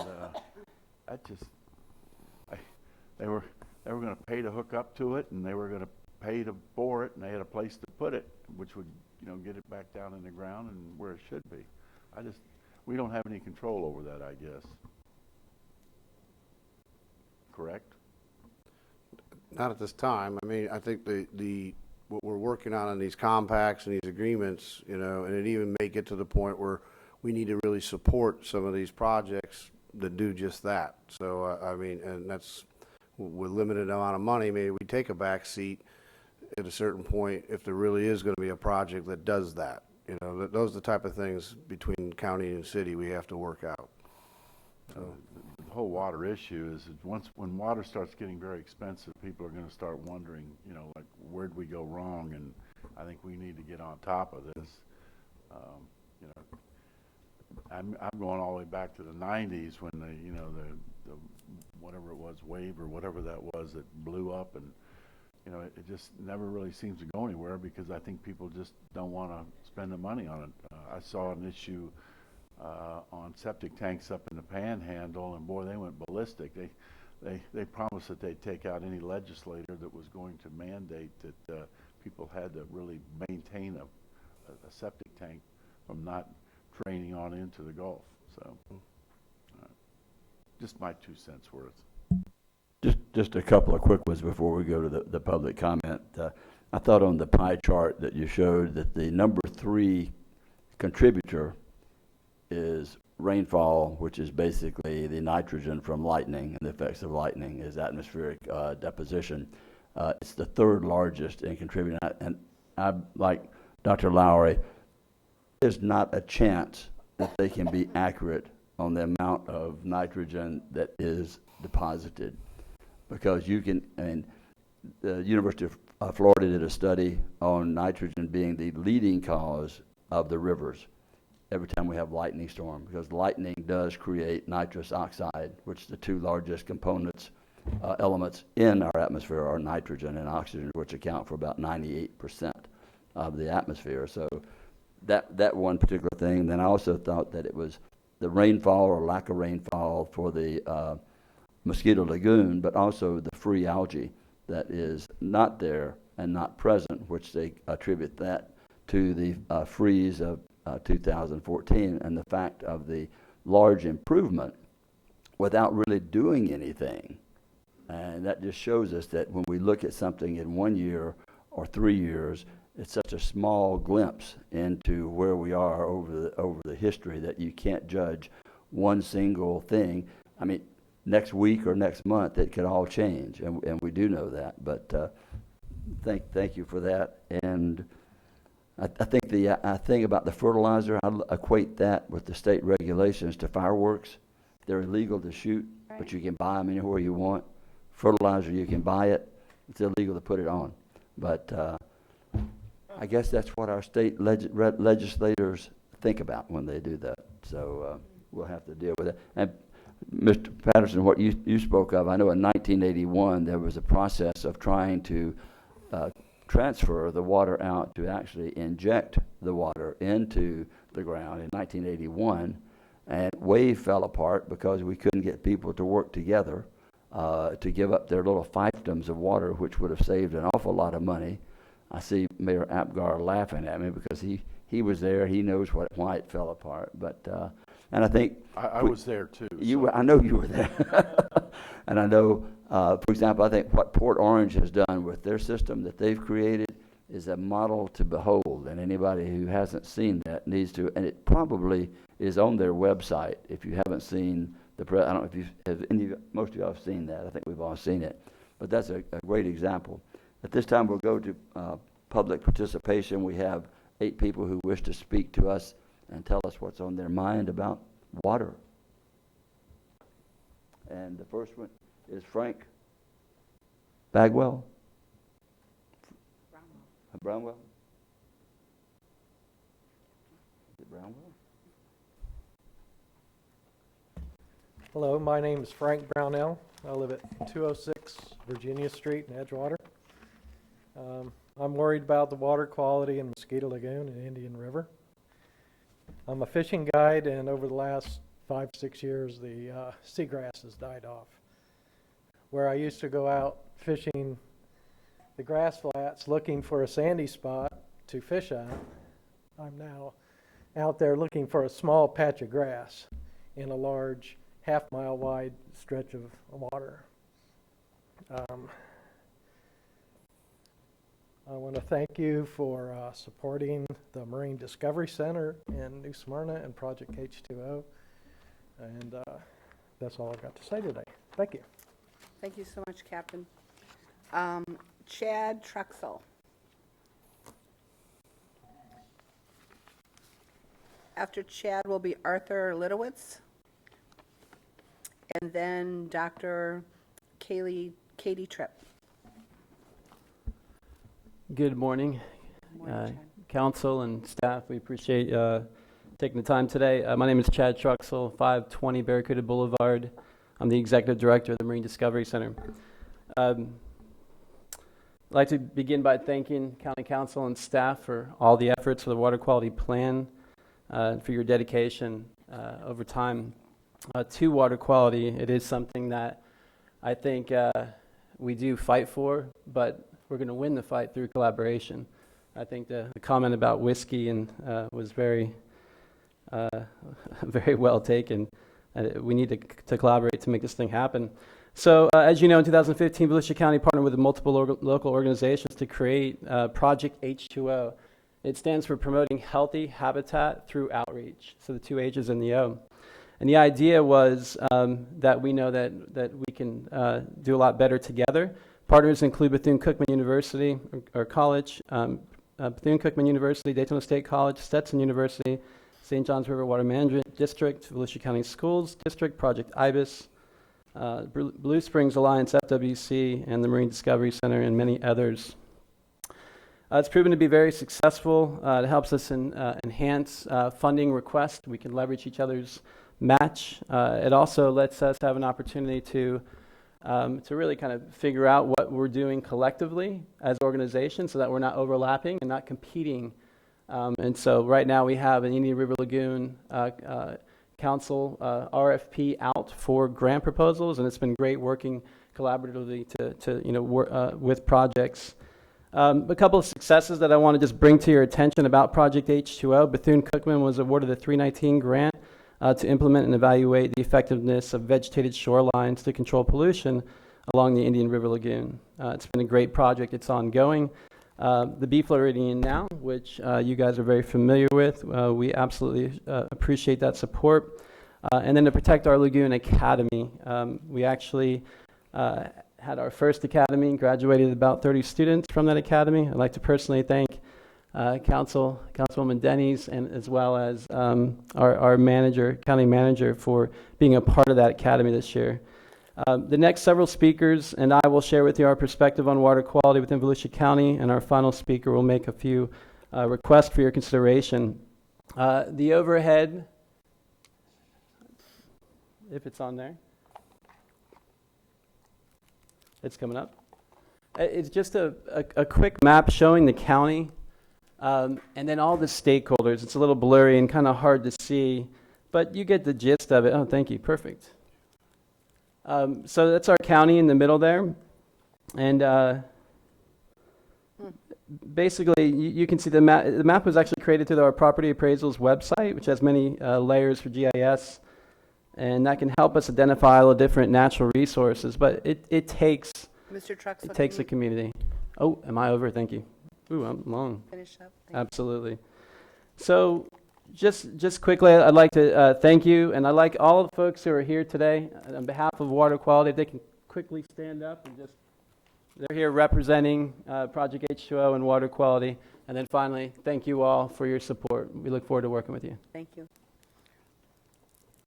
Mr. Litowitz. And then Dr. Katie Tripp. Good morning, Ms. Dennis and members of the council, Mr. Manager, and other staff members of the council. My name is Arthur Litowitz. I reside at 1501 South Riverside Drive in Edgewater. This past March, I became an ambassador of Project H2O's Protect Our Lagoon Academy, along with approximately 30 environmentally concerned adults like myself, retired from varied careers and focused on adult continuing education, community involvement, and action-oriented projects directly related to protecting, preserving, and restoring the Indian River Lagoon estuarine environment and improving water quality. We ambassadors of Project H2O thank you, our Volusia County Council, our county manager and council staff, for your efforts and guidance and for supporting the Marine Discovery Center and Project H2O and their mission to provide community education and to inspire citizen science and environmental activism where vitally needed. To satisfy our Protect Our Lagoon Academy's requirement of volunteer hours and complete a final project, a group of us ambassadors are now planning to organize a conservation nonprofit we are calling Ocean Tree Conservancy. Our team will focus with a minimum 3-year effort on educating, motivating, and engaging our fellow citizens to act to preserve, conserve, and restore the shoreline of our lagoon estuary along Riverside Drive in Edgewater and New Smyrna Beach and adjacent watershed commercial and residential areas. My personal commitment to this project is shoreline conservancy and education. This Ocean Tree Conservancy will emphasize educating private waterfront landowners regarding the enhanced value of living shoreline designation of their properties. In partnership with existing land conservation trusts and the Land Conservation Alliance, we will explore opportunities for lagoon waterfront property owners to use conservation easements, which, while safeguarding environmentally sensitive land and shoreline for the future, may provide these property owners with tax-saving incentives from local, state, and federal taxing authorities and assistance with regulatory authorities, such as the Florida Department of Environmental Protection and the Army Corps of Engineers. As well, these conservation easements will create a legacy of environmentally sound stewardship of their coastal habitat. We look forward to partnering with you, the Volusia County Council, to achieve our goal of creating and maintaining a living shoreline along Riverside Drive in southeast Volusia County. Thank you in advance for your valuable assistance in water quality management and for your leadership as stewards of our precious Florida waters, particularly our precious and vital Indian River Lagoon estuary and its living shorelines of the future. Thank you. Thank you so much. Dr. Katie Trippin, as she comes up here, Kelly McGee, I would say what you taught these students in that academy, you were very successful. Dr. Tripp. Good morning. I'm here today primarily in my role as the Director of Science and Conservation with Save the Manatee Club. We're a partner in Project H2O, but I also wanted to let you know that I am a proud Port Orange resident. I live on Rose Bay, and we're continuing to continue the work that's been going on there to clean the bay, and my personal dream is to be able to eat oysters out of Rose Bay one day. So hopefully I can come back and talk to you about that. But I also wanted to let you know that I'm one of your county representatives on the Indian River Lagoon Citizens Advisory Committee, and also one of your Soil and Water Conservation District supervisors. So clearly water quality is very important to me. As Chad Truxell previously mentioned to you, Project H2O provides a helpful consortium of professionals that support our county's water quality improvement initiatives, including the Water Quality Plan and the Water Compact.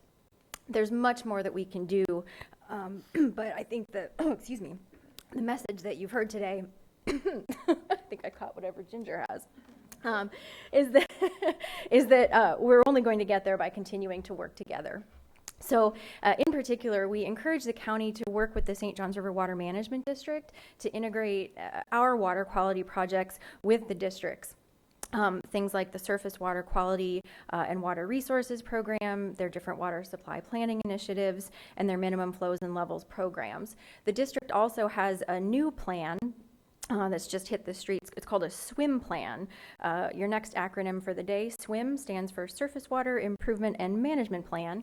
And this is for the Northern Coastal Basin, which extends from Ponce Inlet all the way to the Georgia border. And like so many of these plans, it's very project-oriented. So again, the way we're going to make progress is for all of us to get in the same room, figure out what our projects are, and to get those priorities ranked so we can go after these limited pots of money. So anything that we can do to enhance collaborative efforts that could leverage, more communities working together, agencies working together to get funding and resources will really help us get where we need to be in terms of research, restoration, and outreach. By working synergistically and coordinating our efforts, we can help foster the sustainable use and protection of, stewardship for, and enjoyment of our shared water resources. So really the take-home message is just let's continue to collaborate, let's figure out how to do it more, and please, draw on the people who are here today from Project H2O and our other community groups to help you to do that. We're all here for the long run to help our waters. Thank you. Thank you so much. Next up will be James DeRocher and then Bob Chu. And please forgive me, when you come up, please state your name and your address. So Mr. DeRocher and then Bob Chu, and then after Bob will be Kelly McGee. Good morning, Councilman and staff. My name is James DeRocher, 504 Cinnamon Circle, DeLand, Florida. I'm also a graduate of the Protect Our Lagoon Academy and a big proponent of Project H2O. I also did the Marine Discovery Center's Coastal Master Naturalist program, which is an excellent program. Highly recommend. I'm not going to take too much of your time. I just came to submit the letter that Clay Henderson wrote. It should be in your packet, and I just want to submit that to you. And of course, Clay is the executive director of the Institute for Water and Environmental Resilience at Stetson University. And so I want to thank you very much for your efforts to protect our waters. I'm a big proponent of the St. Johns River as well as the Indian River Lagoon. Thank you. Thank you. Next up is Bob Chu. Hello, Bob Chu, 208 Virginia Street in Edgewater. I'm chairman of the Volusia Indian River Lagoon Coalition and also chairman of the Mid-Coast Fly Fishers Conservation Committee. And I'm here just to thank you from both groups for all the work you're doing to protect and restore the Indian River. Thank you. Kelly McGee. Thank you. Look familiar. Thank you, Mr. Chair, honorable members of County Council. I'm Kelly McGee. My address is 140 South Beach Street, Suite 310, Daytona Beach, 32114. I am a small business owner, and I'm also on the Indian River Lagoon Council's Management Board and Financial Subcommittee. I'm here today to speak in favor of this agenda item and to urge Council's continued commitment to the protection of our water resources. The cooperation that we've seen this year on water quality issues through, one, the attendance at the water quality compacts, where many elected officials attended, includes several members of this county council, and as well as the county's support for the Oak Hill state funding request. Even though that may not get funded this year, I think it's still a really great testament to Volusia County's proactive approach on water issues. As Chad Truxell previously pointed out, today you're seeing a small sample of citizens who support clean water. And as many university professors cannot be here today because it's the end of the term, Dr. Jay Cho from Bethune-Cookman University has written a letter to council that I'll be entering into the record. It's actually also in your packet of information. This letter supports Project H2O and requests in-kind support for a water quality proposal which, if approved by the Indian River Lagoon Council, would begin in the upcoming fiscal year. This is just one of several hopeful projects that could benefit from continued county support. And as Chad mentioned, those grants are open now for proposals. So this brings me to my conclusion and request. Specifically, I would like the council to support 3 items, which are also in your handout there on the back of the stapled packet. The first request is to please authorize county staff to apply for all grant opportunities that support your approved water quality, sustainability, and educational plans. 2, support the Marine Discovery Center's efforts to operate Project H2O by working with the county, cities, agencies, and all of our private and nonprofit partners to review and refine existing water quality and resource management plans to find common strategic goals and priority cooperative projects. And 3, please incorporate funding in the upcoming budget to provide match for funding future partnerships. Volusia County and its many partners have a great story to tell about water quality and our natural resources. So please support and invest the county's ability to tell the story about Volusia County's crown jewels, our oceans, estuaries, rivers, and springs. Thank you. Thank you, Kelly. Abby Johnson.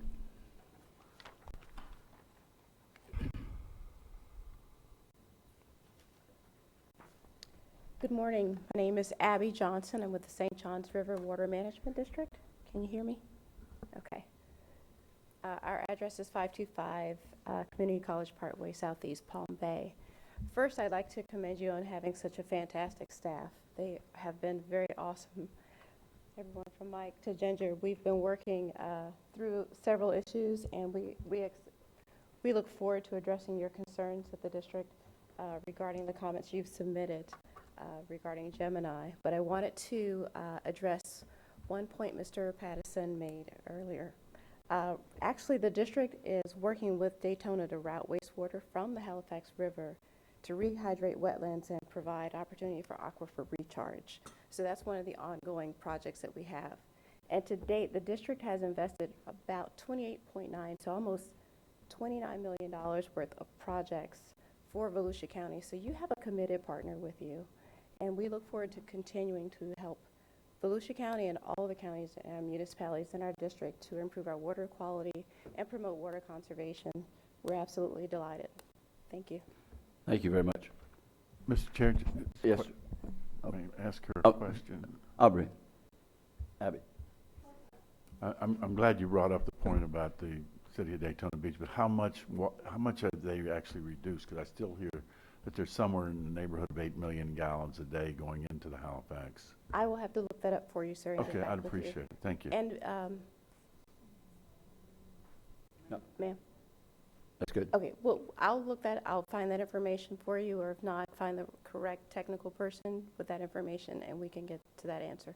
Yeah, because I understand that one of the cities would like to buy that water, and they've got a location to store it, so I don't understand why that has not happened. We can Thank you. ask the city. I'd like to receive that information as well, please. You too? Yes, sir. Thank you. Thank the entire staff and all of you who have made your contributions on this issue. We will now we're going to take a 10-minute break. We're going to take a 10-minute break before we go to the next item, which will be the letter from Hope Place, followed by DeLand. I understand, Mike, you and the mayor are okay with that. We'll take 10 minutes. See you back here at 10 minutes till 12. I had to.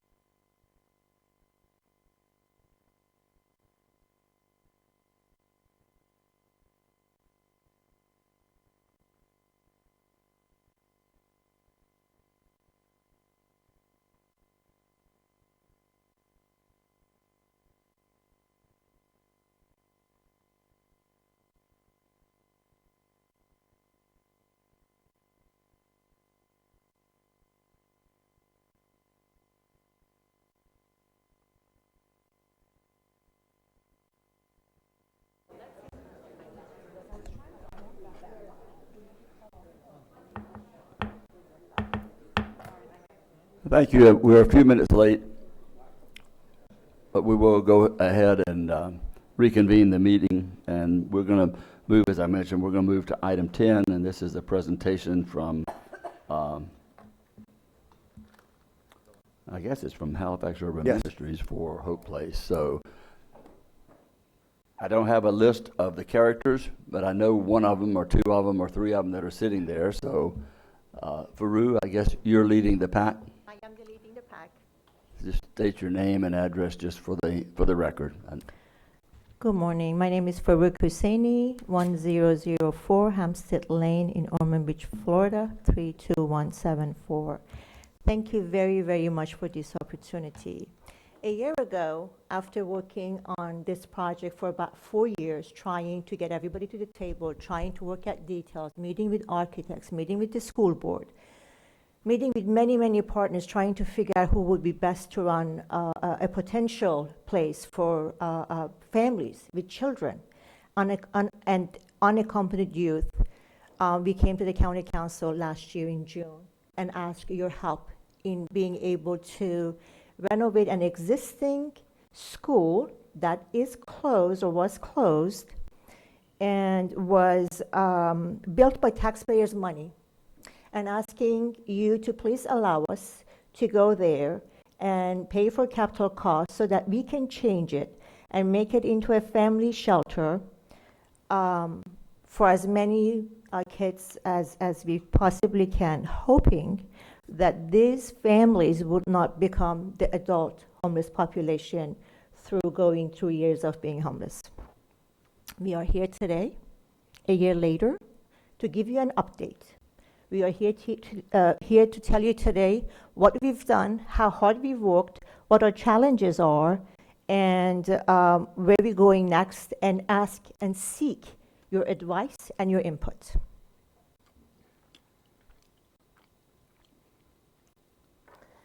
I want you to know that after you gave us the approval for $3.5 million on June 27th, we put a building committee together. Can I please ask the people who are here to stand up, please? And the board members who are here. Thank you. As you can see, we have many professionals, whether they're lawyers or builders or CPAs, donating countless hours to make sure that we build the best shelter we possibly can at the lowest cost possible. We issued the RFP in June, right after we got the approval from the county. We had 2 finalists. We interviewed both. We agreed with BFP Chapin Design Firm at a fee of $233,000 after they gave us a $41,000 discount. At the same time, we issued an RFP for construction management. The list of the companies that replied to our RFP are listed. We selected a local company who has worked very, very hard, who has a homeless brother, who he said, I'd be happy to do it as close to cost as I can, at a discount of $95,000. For the entire construction, he's only charging us $75,000 plus the fees for his construction managers.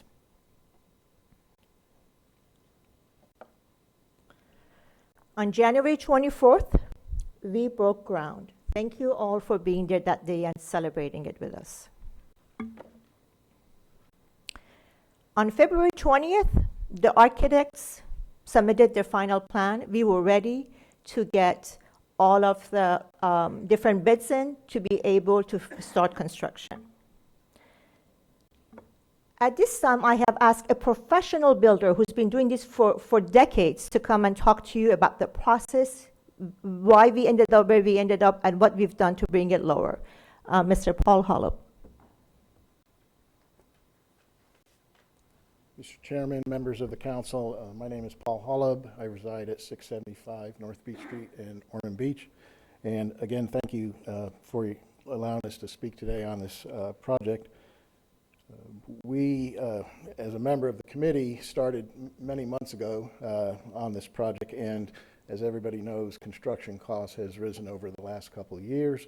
We have one of the hottest construction economies in the state of Florida right now, and embedded in that, the difficult side is that construction costs and labor costs continue to rise. The other hurdles that we face with a second-generation project like this is to even get subs and general contractors to bid it because it's a difficult project. It's always hard to define the scope, and most of the trades are so busy that they have passed over even looking at this project. So as we went through the process and as our construction costs increased, we did a lot of value engineering at the table with the committee. We also reduced the scope on some of the items to bring the construction costs down. And we now are faced with a project that's manageable with some reduction in scope subject to your approval. And as we go forward, we're still continuing to secure donations, whether it be from a vendor, material supplier, or subcontractor. But it has been a difficult project. It's much different than building a new project out of the ground where you can really define scope and cost. You'll see from the screen, we secured donations from many vendors, material suppliers, labor, and that's just a partial list that we have in place now. We are still working on that as we go forward. We secured a GMP contract from the GC, which is also something difficult with a project of this type to get a guaranteed maximum contract. It's a risk for the contractor, and it's really a benefit for us. We worked hard to get it. So we're comfortable on that front, but we certainly do need some assistance from this council in relation to the cost that we need to cover and some of the other operating costs that Faru will speak to you about. Construction began in April 26th. They did start with the demolition work. They've given us a construction timeline to finish the project in November of 2017. And we have a great general contractor on board with Mike Underwood that has taken this project on. And he's very dedicated to the project, and we see that to be a success and hopefully have it open before the holidays at the end of the year. I'd be glad to answer any questions you may have regarding the construction cost. Thank you. Good afternoon. I'm Ann Evans, 1900 North Atlantic Avenue, Daytona Beach, Florida. I want to talk to you a little bit about where Halifax Urban Ministries is and what we have been doing serving homeless families with children. In 2016, we served 90 families, that's 325 individuals in 21 rooms in our current shelter. 80% of those families either self-funded new housing or we used grant money to put them in new housing. That's 38, you see those numbers. 18 of these 90 people were either asked to leave because they didn't like our rules or couldn't abide by the rules, or they just left and they chose not to tell us where they were going, and that's their option. But 80% is, we think, a real good success rate. The average length of stay is about 77 days. Our latest performance review for HUD indicates that after 1 year, 87.5% of the people that we've housed are still in permanent housing, which is a very good average. HUD, our outcome measures that we report to HUD, we have 97% housing stability. Now that measures how long a person has been either in our program or in permanent housing for a specific period of time, and we've got 97%. Total income was 71%, which meant the families that we served their income increased during that period of time. So 71% of those families increased. We know we can do a lot better when Hope Place opens. I wanted you to take a look at our Hope Place annual budget. Hope Place is approximately 50% of Halifax Urban Ministries programs. Our annual budget for Hope Place is projected to be right at $1.2 million. We project about $773,000 from governmental grants and another $462,000 from foundations, private donations. And then you can see how our expenses kind of break out. Now, I'm going to go ahead and anticipate one of your questions, I hope. Our current budget for our shelter is right around $900,000. So this is about $300,000 more. That, we're looking at a lot bigger facility, which is going to take a lot more staff just to maintain the facility. And the utilities are going to be higher, as well as the insurance is going to be higher. So that, some of that factors into that cost increase. We have sought contributions from the cities. Mrs. Husseini has been absolutely relentless in going to these city commissions and asking for money on our behalf. And to date, we've got about $128,000 promised to us. You can see from the slides that we've still got a few more cities to ask money from, and believe me, we're going to do that. We also have received in-kind donations, and as you can see from that list, we've got about $87,000 that we consider in-kind donations. One of the ones that I want to point your attention to is professional time. As you saw, our building committee is made up of some of the top professionals in this county, and if we just took an average of 200 hours that they are donating free, we figure we're getting at least $20,000 worth of valuable time and donations from them, which we greatly appreciate. The question was, what would we do if you gave us any more money, or what do we need it for? Here's some of the value-added programs that we could do. We know that homeless children are bullied. We know homeless children are traumatized from just being homeless through no fault of their own. We would like to develop specific programs to address that issue, to help those children that come into our shelter get over that trauma. We have not served unaccompanied youth before. We know they're out there. We know there are a lot of them. We would like to develop additional programs to help those youth develop life skills, most of which we learned in a family setting, and these unaccompanied youth don't have that opportunity. We'd like to be able to do that. We are tracking families when they leave our shelter. We would like to track them longer and better. We would like to ensure that those families that leave have continued success. We don't want to see them coming back to a shelter. We want them to remain where they are and even actually achieve some upward mobility. We need to work on additional programs for that.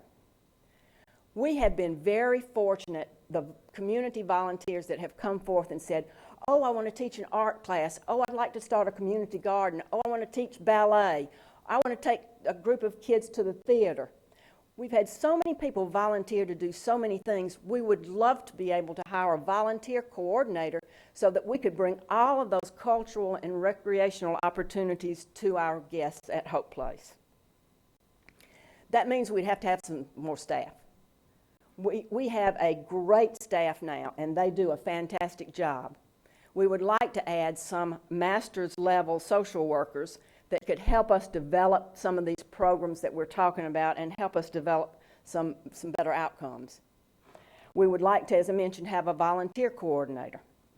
We currently have a part-time van driver that takes our families on appointments, to the dental appointment, to a mental health clinic, to after-school events if necessary.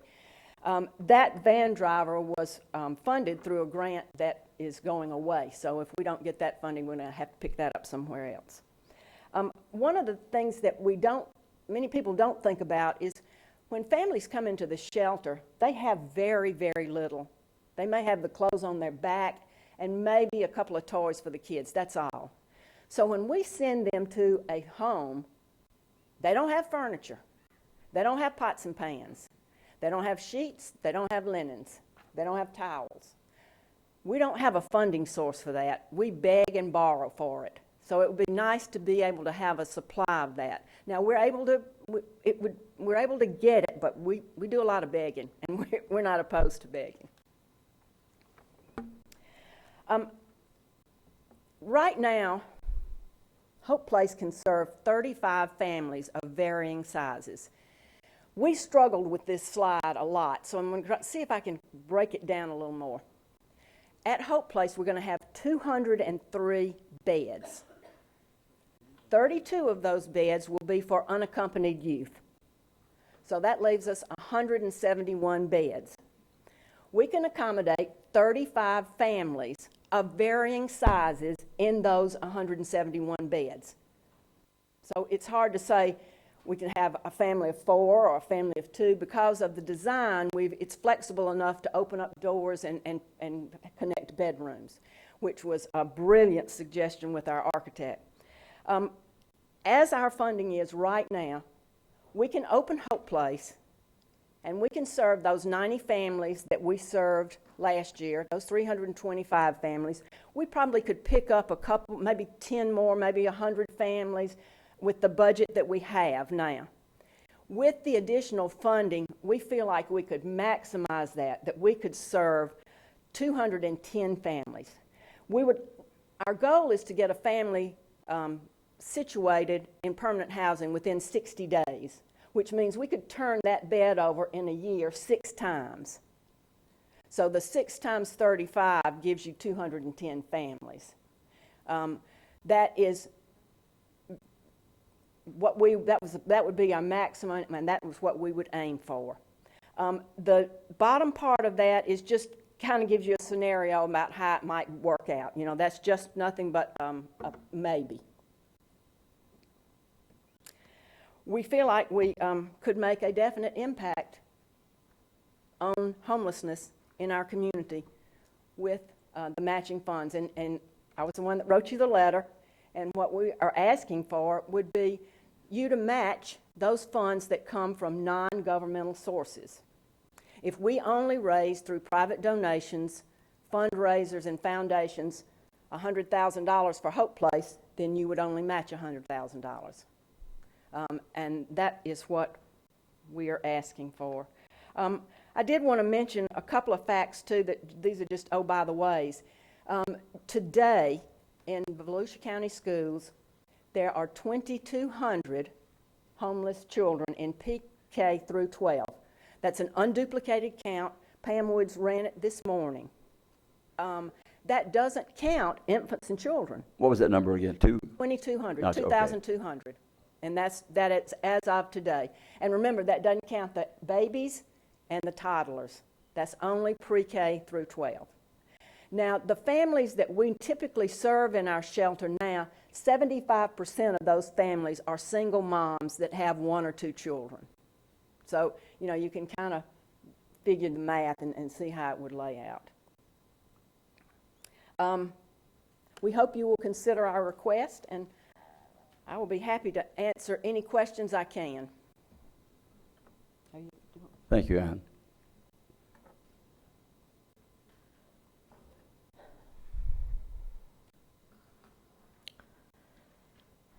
Those are indeed our future guests. So, we've begged and borrowed. We went to Paul Holub and where's Lenny Saclemente and said, go back to your vendors, ask for more.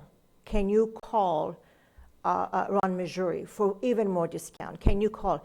Paul McKittrick donated the rest of his money to run the project because we didn't have enough money to pay, just so that we can move forward. Please note that we had to bring the total cost to $3.5 million before we could have approved the GMP. To do that, we took the FF&E out. We said no furniture from the county, none, zero, including refrigerators and cooktops and all of that. No beds, none of that. I'm hoping to go back to the cities and allow them to use this year's funding for FF&E. We also have a building 10 that's called the Partners Building. That's where DSC would have classes. We would have Early Learning Coalition, have their the childcare over there. I think the childcare is essential for a shelter. That's where Catholic Charities would have an office. That's where Kids Are First would have an office. But since we couldn't cut on anything else, remember instead of replacing the roofs because the cost has gone up, we are repairing the roofs and hoping that we will last 5, 6, 7 years.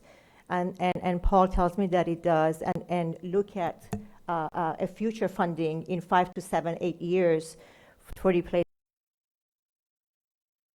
Engineered under Paul Hollop's direction as much as we could. So what we are left with is not doing anything with Building 10, not having anything for FF&E, not installing a sprinkler system, which we can't open without installing it. We just learned that 2 weeks ago. And we have $133,000 left with all the donations counted. So to redo a complete renovation for Building 10, it'll cost us approximately $380,000. To do partial, only making sure that we have childcare and common bathrooms, which is required, it'll cost us $177,000. The estimate for fire sprinklers is $80,000. Now the building committee has to decide what do we do with the $133,000. Now we could just do the fire sprinklers and completely not do Building 10 at all, not even the ELC. It's a very, very difficult decision for us because how can we open a shelter without having childcare? But they won't allow us to open if we don't have the fire sprinklers. And you would say, well, what would have you done if you couldn't come here? Then we would be going out and begging and pleading more and raising further donations. But all of this postpones our project. I can tell you that as I was working on the slides past midnight with Paul Hollop, trying to figure out the right numbers, making sure that we list some of the donations. It's like, do I really need one more thing on my list of to-dos? And you all know I'm very passionate for homeless children and families. You know that I wouldn't be here if we didn't have a solid business plan. You know I would have never come ask for money if I had not worked my fingers to the bone. Proper way of putting it, I had to think about that for a second. If every T was not crossed and every I was not dotted. So I'm here today because I had to come here to report to you that I had promised you we're going to renovate entirely with your $3.5 million. And I cannot. We tried our very best. We did not anticipate Hurricane Matthew. We did not anticipate many vendors saying, no, thank you. I don't want to bid. Lenny, he would attest to that the people that have bidded, Mr. Chairman, is because our people, ICI construction people, Sandy Bishop being the president of Home Builder Association, Paul Hollop, Ronnie Bledsoe reached out and said, oh no, you're going to bid this job. Not only are you going to bid this job, you're going to bid it as low as you can, maybe at your cost. Maybe you give us your material and just charge us for your labor. So we've done, sir, all that we can. We begged and pleaded all we could. I had to come to you to tell you that we could not make ends meet. The contract has to change. We would do whatever you want to do. You know, the paper this morning said that Hope Place is going to ask for more money. I am not here to ask for more money. I'm here to report to you what we've done, and you tell me what you want me to do. What do you want all of these people who mostly are volunteering their time to do?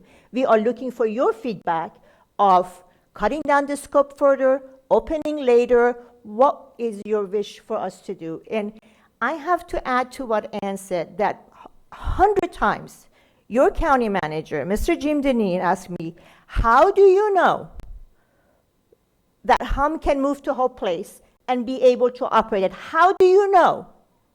How can you assure me that they have enough funding? To which I always said, I don't know. I know that they can take care of 90 people because they are taking care of 90 people at the current location. They've been doing that for years at Star Shelter, for years.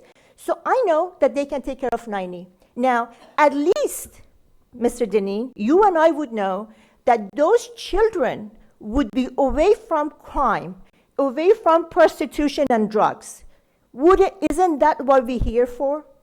And he agreed with me that if HUM could not raise $1 more, at least we can take care of the 90 people that they're taking care of. And I can tell you that Mark would attest how many families have driven up and seen your shelter and said, no, thank you, I'd rather live in my car. So at least we know that those 90 people, those families, would be in a safe location. So no, sir, I am not here for asking for more money. I'm asking for guidance and direction from the council. Thank you. I hate to interrupt you, but Councilmember Denny's has to leave for I'm so another sorry. appointment. So she needs to speak before she goes, and if that's okay. Oh, yeah, and I'm done. Thank you. Oh, you're not done. I'm done. You're not done. You're never done. You've just begun. Well, I am done talking for today. Denny's. Thank you, Mr. Chair, and thank you, Mrs. Husseini. I'll tell you, when this was first birthed years ago, I don't want to go back through all that, but I'll tell you why this is so critical. It's such an underserved population in the community. It is the one that's the least talked about. It's the one that's the least funded. And through my years of serving as a therapeutic foster parent for Children's Home Society, and then as a guardian ad litem with the 7th Judicial Circuit, I will tell you, either through the children that have been in my home that come with nothing, some of them not even a black garbage bag, and then you have to go out as a foster parent and take care of these children, to the guardian ad litem where we literally have taken children out of a home and placed them in a foster parent home, and to talk with a mother who is so afraid she left her children in an unsafe position because she had nowhere else to go. There are no safe houses. There's no safe place when we get to a critical time in a family, a woman or a family with woman with children. I'm sorry, I'm dealing with these allergies too, so please forgive me. So this is critical. This is a critical piece for all of Volusia County. And not everybody's going to choose it, but I think you are set up for success based on your board and the commitment that you already have from the community. Just one comment I'm just going to comment, because I still challenge that, with all due respect, the 2,200 homeless children in Volusia County, because I was on the school board too, and I know how some of these numbers are come up with. If you have children that are living with a grandparent, if you have a mother or a young family, and they've got 2 kids, and they move back in with mom and dad for whatever reason, technically they're considered homeless. In Indiana, we consider that family. It's like part of the Waltons. It's what you do. You take care of yourself. You take care of your family. So the 2,200, I would shave down quite a bit, very honestly. But I'm not negating the situation, the seriousness of that. My question, though, going forward, do you have any plans for applying for grants? I mean, are there grants out there that I'm going to ask Ann Evans to come, and I can tell you that a lot of their monies, as she showed you in her budget, comes from grants. They come from federal grants, they come from state grants, they apply for all of it. And as she shared, the reason that they have a part-time bus driver is through a grant that's going away. Okay, that's all I need to know. I don't need the specifics. So you're covering all your bases. I guess that for whatever reason I didn't pull that out of the presentation. Well, excuse me, Council. What I would like to do, what I would like to suggest, and I know Council still has to discuss this, and it's my understanding, Mr. Chair, the direction is that because it's not been an advertised agenda item, we will be giving direction to the manager to go forward, but no real vote today. Is that accurate procedurally? That's the Counsel? procedure, since it was not advertised as an agenda. We would gather Am the I- information. Am I saying that accurately? Ms. Cusack, I mean, is that, that's how, okay, want to make sure that, all right. Okay, well, I am going to, I support the operating costs, but again, I think what I would like to see is annually, and then a match. I mean, we will match the Yes. and I like the fact that it's non-government. Yes. Non-government grants and donations. I would absolutely support that going forward with a report, with an annual report to council. Definitely. And what happens if you don't get the money? Does that mean you don't do Building 10? Yes. We wish to do Building 10. We have to do the ELC, the childcare, and the bathroom, and that'll be $177,000. So we have to go and raise another $44,000 before we can tell the architects to start drawing, and before we can tell the builder that he can build. The problem with that is, Ms. Denny, is that now all of a sudden the construction is postponed because we don't have the money to tell them to go ahead. And we don't know whether we can raise it in time. So if we have the money 3 months down the road, that's how much later the shelter can open. And it's going to, as you can imagine, anytime that you're doing it in bits and pieces is more expensive. Every time that the trades have to come back to do one building versus doing the entire campus. And we've certainly seen every project that we've seen coming in here and in front of us, and at least the Transportation Planning Organization with construction, everything is going through the roof. And you're right, the demand, we just can't keep up with the demand for construction. The prices are doing that. So that's understood. The Early Learning Coalition, have you talked to them about doing a match? Can they use you as a match? Because that's a conversation you and I can have separate. What I'd like to do is set up a meeting with you and DJ Lebo from the ELC, because they get a 16-to-1 federal match with what they do. So maybe I can help set something up here, working with them, using you as a match to them with the feds, and having an office over there. I think there's some things we can look at creatively too. I think you're absolutely right, but that's for after we secure the room for them. Right. They won't even look at us until we say that this is your room, let's talk. And you're absolutely, we've already done that. I've met with her and have met with her multiple times.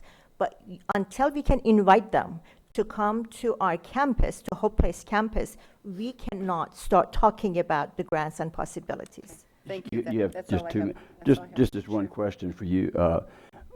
I think the important thing for me right now to see is that you get open. Yeah. And would you consider looking at the amount that it takes to get open as a partial contribution to get started? You come up with 77,000, 80,000, 100 and something thousand, whatever the number is that it's going to take to open. Mr. Deneen, I know Deb's got to leave in like 2 minutes. I'm trying But hate to rush. the game changer, no, the number's much higher, because what changed the discussion was council agreeing very honestly with the Daytona project. So when we open that up for operating costs, in my opinion, I think we've opened the door wide open for operating costs for DeLand and Hope Place. So I would support the whole 400,000 for the operating fund. Ms. Dennis, we are asking for a match up to, depending on how much. Up to the contributions. Contribution, and we are, if you want us to finish. That's what she said. Is that what you're saying? Yeah, what I'm saying is, you've got to get started. You're short on construction. You've got $133,000 in the bank, more or less. You've got costs that are going to be 200 and something thousand, 77,000, Yes. and whatever. So whatever that difference of the number is something I feel that you need to If you get want started. to know and- exactly what is the wishes of this group, is $203,000 to finish Building 10 completely, so that we can have rooms for Catholic Charities and Catholic, ELC, and as well as Kids Are First, plus, DSC and all, plus $80,000 for fire and sprinklers in the cafeteria. That would make us be able to be complete and be able to open. And then we would like for next year for you all to consider the match of non-governmental funds for up to $400,000. Okay, Okay, thank you. I agree with Ms. that. Post, I just want you to understand that's important to me. If we're going to do anything, is that you have to get open. Ms. Post? I have a Didn't mean to question. interrupt. I have a question. This is probably for Ann on the unaccompanied youth. The time frame. So you said typically it's 60 days for the families to get them, rejuvenated and rebooted and restarted. So, but what about the unaccompanied youth? What is the plan for that? This is an area that we're really going to learn as we go. We have just experienced our first dealing with an unaccompanied youth, and this young man had money for rent, but he didn't have money for the startup costs, for utilities or anything like that. If we had had Hope Place open then, we could have immediately housed him at Hope Place and then done a couple of things. We could have helped him get that money that he needed for the security deposits. He already was working 3 jobs. He could have been able to stay at Hope Place until he had enough money for those security deposits. So we had a lot of room there. Some of these kids may be there for the school year. We just don't know. This is an area that we're certainly not going to kick somebody out after 60 days if they still need to stay there. And the unaccompanied youth is not just 18 and over. It's correct. It could be, what we're finding is that most of them, we know, I think it's like 1,500 youth are between Daytona State College and Bethune-Cookman are going to college and have no place to sleep at night. They sleep in their car. They're working jobs, they're trying their very best to stay in school, and they have nowhere to sleep. Hope Place would be that place. Well, I do want to say, and I know we've had this conversation before, and I've talked about my background, but a week after my 14th birthday was on my own and unaccompanied youth, and there was 0 people to help. And I know that in the 80s things were a little bit different, but social system, justice system, school system, no one to help. And I deeply applaud the premise of what you're doing. So I thank you for that. And you would have been one of our first ones at Hope Place. That would have been nice. But I think it all worked out. But I think it did too. I think I did all right, but thank you. Mr. Deneen? Mr. Chair, I was going to add for clarification that when they ran out of capital money, remember we kept them to 3.5, that's all they had. In all fairness to them, because they had to move ahead. They were allowed by the council to keep the additional money between what the roofs would cost to repair and what their original plan. We agreed to replace the roofs on the buildings. I told them that I did not believe they had that luxury anymore. So I told them to move ahead and to use that money, which means that they may have an issue in 5 years. But in other words, we were hoping to replace the roofs. 5 or 7? I heard actually- 7 earlier, just for clarification. Between 5 and 7. Okay, 5 to 7. But the point is, so that's number one. Number two was the $80,000, I should explain, was a code requirement. I encourage them to take this. They can, we all from a practical standpoint, I think we all think that what they have and the way it's set, the building set up, that it's safe and wouldn't need this. I asked them to take it to our code compliance board. They took a look at it. Based on the fact that it's children in that building, no one's comfortable waiving that requirement. So that 80,000 was somewhat imposed by us. But on the other side of the coin, it is kids. And so you don't want to take that chance. So that was 80,000 that there's no way they would have known was coming. I was encouraged to see that they tried to get it down to where what you have is building 10. We actually looked at all the other things to see if there's anything cut out. Building 10 was probably the least damaging building that if we took out that you could get by with. So I can concur that I think they've really looked to see if they could cut costs every place. Ms. Kuzak. Thank you, Mr. Chair. I think that we have to do what is necessary to get Hope Place open. I do have concerns inasmuch as would we be here today had the action we took 2 weeks ago or whenever we took that action, would not have happened, would you still be here today? That's the question I have in my mind. Or, I believe that we have to be good stewards of tax dollars. And I use the comparison with, as a parent, if you buy shoes for one kid, do you buy shoes for every person in the house, because even if they don't need them, just because you bought shoes for one?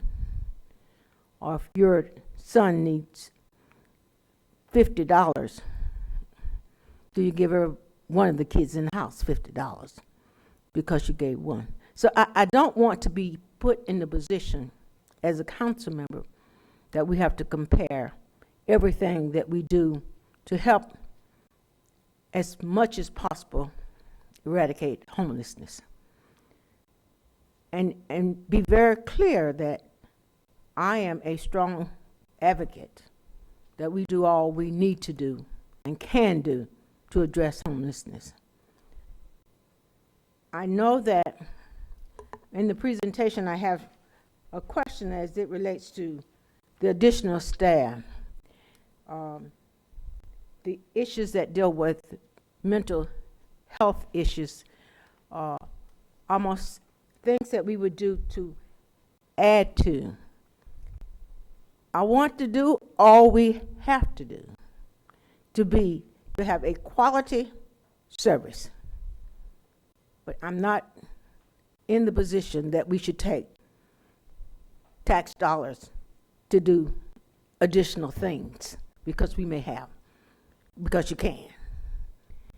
You gotta be very frugal with these dollars. We do need to address Building 10. We need that. We do need to install the fire sprinklers. We have to do that.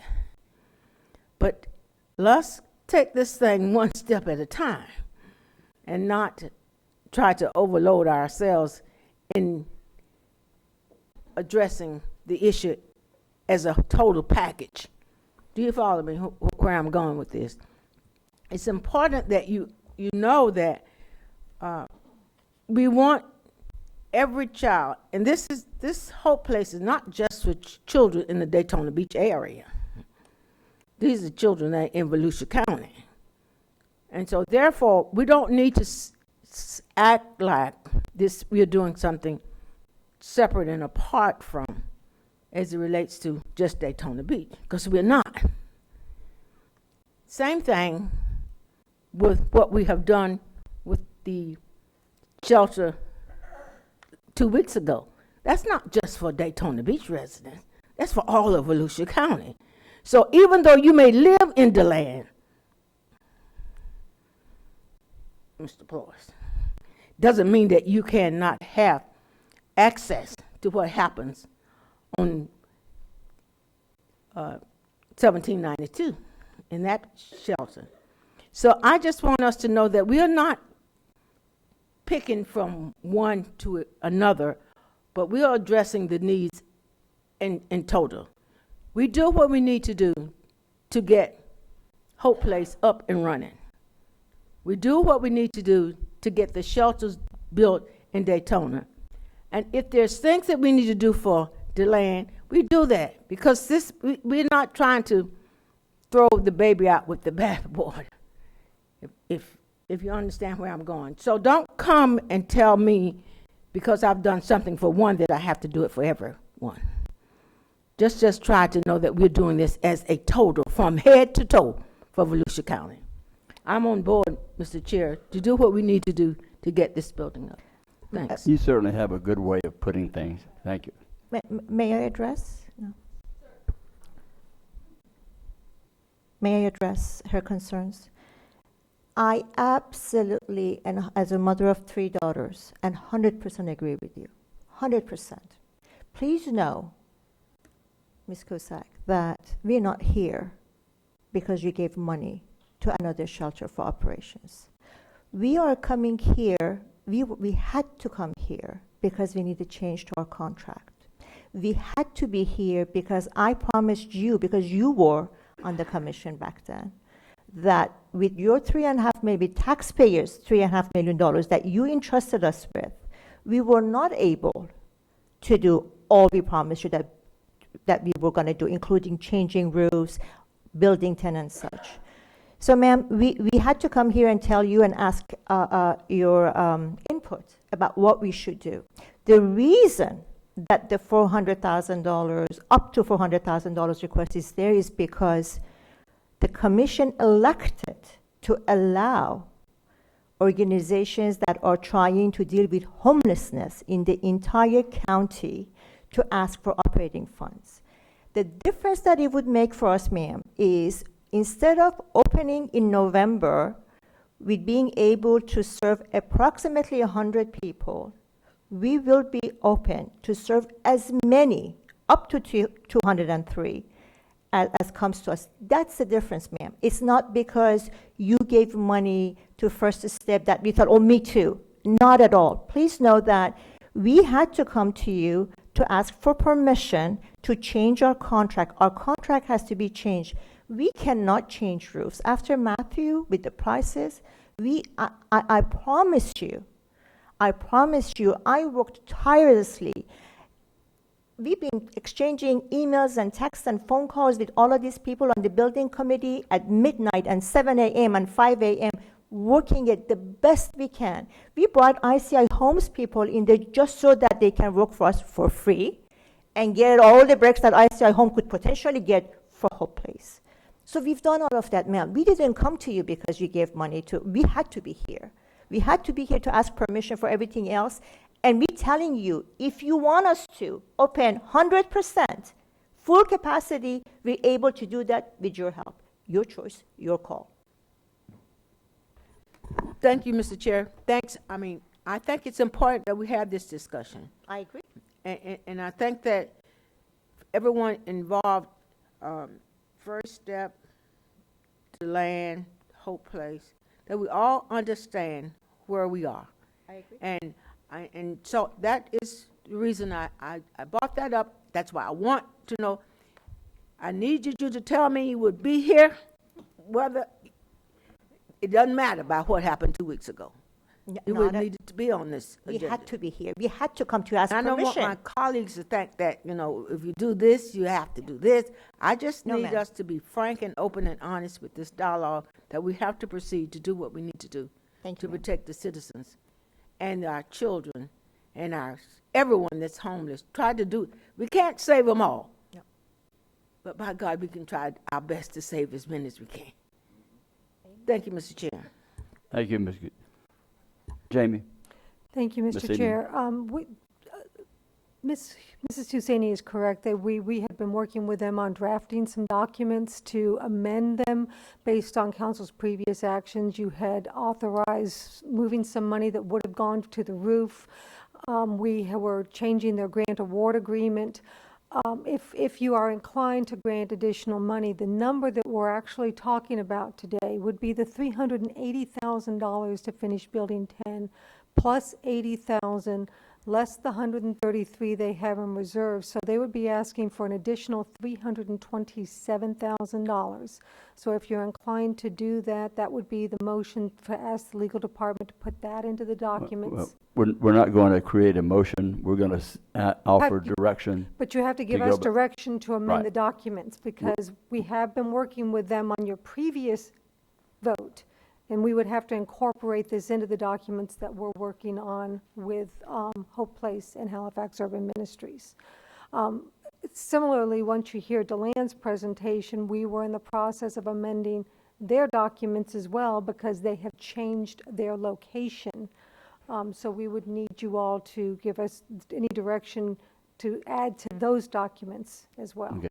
Let me just make this one quick comment. I think because of things that were said at the end of the last meeting and things that were picked up by media, was taken to the point that if you do for one, you've got to do for the other. And I think what Ms.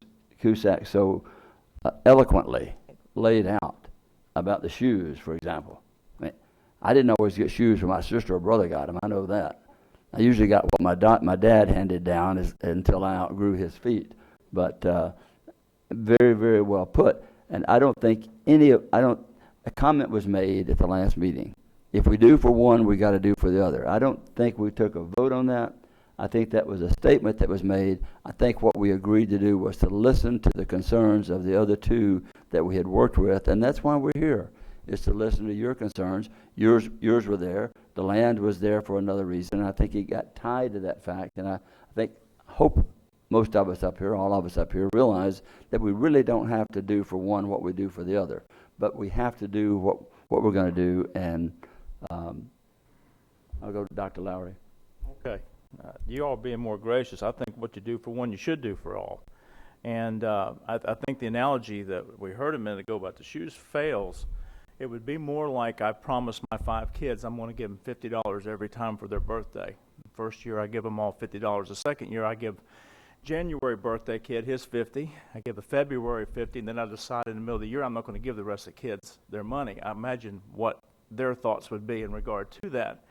I think when the real question to me is, had DeLand and you all knew we were going to change our thinking on operating costs and decide all of a sudden now we're going to start doing something that we said we weren't going to do, would you have approached your presentations differently, and would you have asked for funding in different ways? And I think you would have. That's the implication. I haven't talked to this group, but I have talked to that group. And I think that's what concerned me last time, and I was probably, I think, the one that made that statement. There's a reason when we negotiate with organizations such as our unions and stuff, we have a Me Too, because we want to keep the playing field level. And so by making the change last time that I was against, I feel like we all of a sudden changed the rules. And so as a result, we were really, I think, required to go back and revisit with these groups and so forth. And so I'm very supportive. I want to get this going and support whatever we need to help you get going. And our decisions do have impacts. And so the decision that we made as a group last time had this impact. And I know that you're being very gracious and saying you weren't here, but for me, I'm glad you are here, because I think we changed something that impacted the other two groups, who, by the way, this group and the DeLand group and Hum, you guys just did a great job. I was just tickled to death with the Hope Place and with the DeLand project.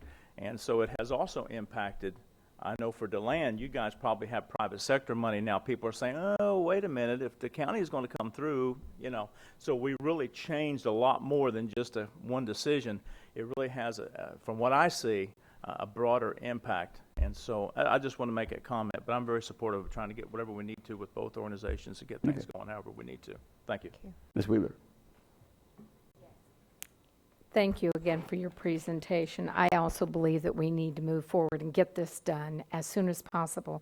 I think when we're talking about the 2,200 children, Pam has run that quite a few years, I know, and that doesn't account for the parents that don't want to say that their children are homeless, and there are a lot of them that do not want to do that because they're scared their children will be taken away.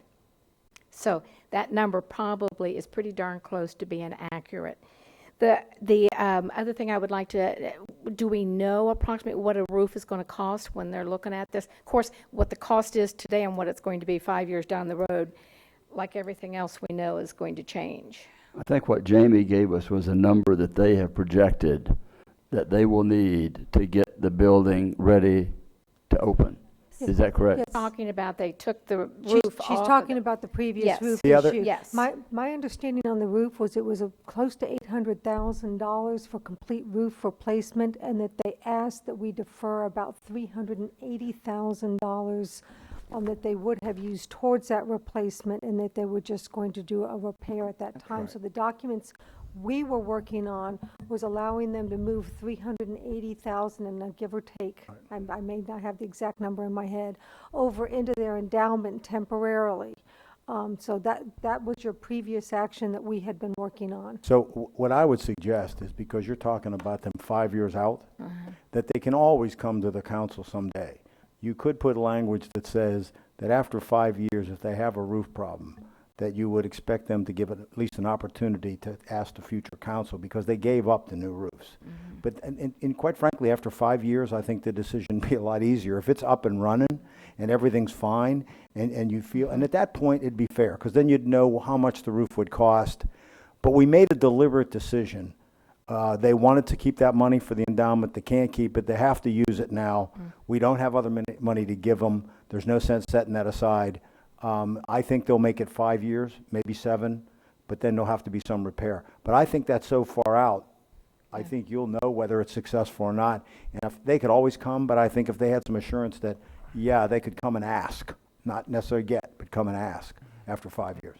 Okay, and I'm still, okay, and I do agree with you. I don't think, none of us want to think that anything that we vote on here, it has to be across the board. The circumstances come up. Your circumstance was already brewing. That was inevitable that was going to come up. So I agree with that we don't always have to just go across the board and say, okay, well, we did it for here, now we got to do it here and there. There has to be a real found reason, because we have to be wise with the money that we're allotted to take care of our citizens. The other thing I would like to ask, I know that with the plan, of course, we don't have a contract yet with First Step, but we had a certain amount of money that the council had planned years ago doing a program of that sort with the building. How am I going to put this? Okay, we're giving the money for the construction, and then we're giving an X amount of funds, one shot, that we're going to distribute over 5 years. Is there a time limit with this one also that we're looking at? Is it like a 5-year, or are we any of these are we talking about forever? The impression I have, you have to ask them, was that they weren't asking for 5 years. They were asking for 1 year. Okay. Come back and have it reviewed. That is, I don't think that's getting lost. That's the big difference. Unless I'm misstating it, that's what they both told me. That is correct. That's what I wanted to make sure was on the record, that's. Yes, ma'am, because we want to be able to come and show you what we've done. You need to know whether we actually did what we said with the taxpayers' money that you entrusted to us. Called accountability. Yes, ma'am. We definitely want to do that, to be able to come back and show you how we will be able to serve the population. Please know that you can do the same thing for everybody or not. That's obviously your decision. But please know that we didn't ask for operating funds. Right. Because the council said you cannot ask for operating funds. Yes. And it would be shame on us if we don't come back to you and ask you for the opportunity to raise enough funds to be able to open the entire campus at one time. Because we be taking care of people who eventually would end up being homeless adults that are on drugs and alcohol because of the stress of losing their family. Yeah, this is so important that we get this done. Yes, ma'am. As a county, all of these areas that we're working on together, and we're using all the resources that have been provided us with all of the knowledge and all of the meetings that I've gone to hear every single plan. Exactly. I think we're all working on putting them together to make it work for Volusia County. I am for moving forward to, I guess, have on our next agenda that we vote on getting them the rest of the money that they need to. Let me Is that summarize right? this after everyone speaks. Mr. Patterson, are you finished? Bill? Yes, I am. Mr. Thank Patterson? Thank you. I know it took a while to get down there, but I'm there. Oh, It's a long road.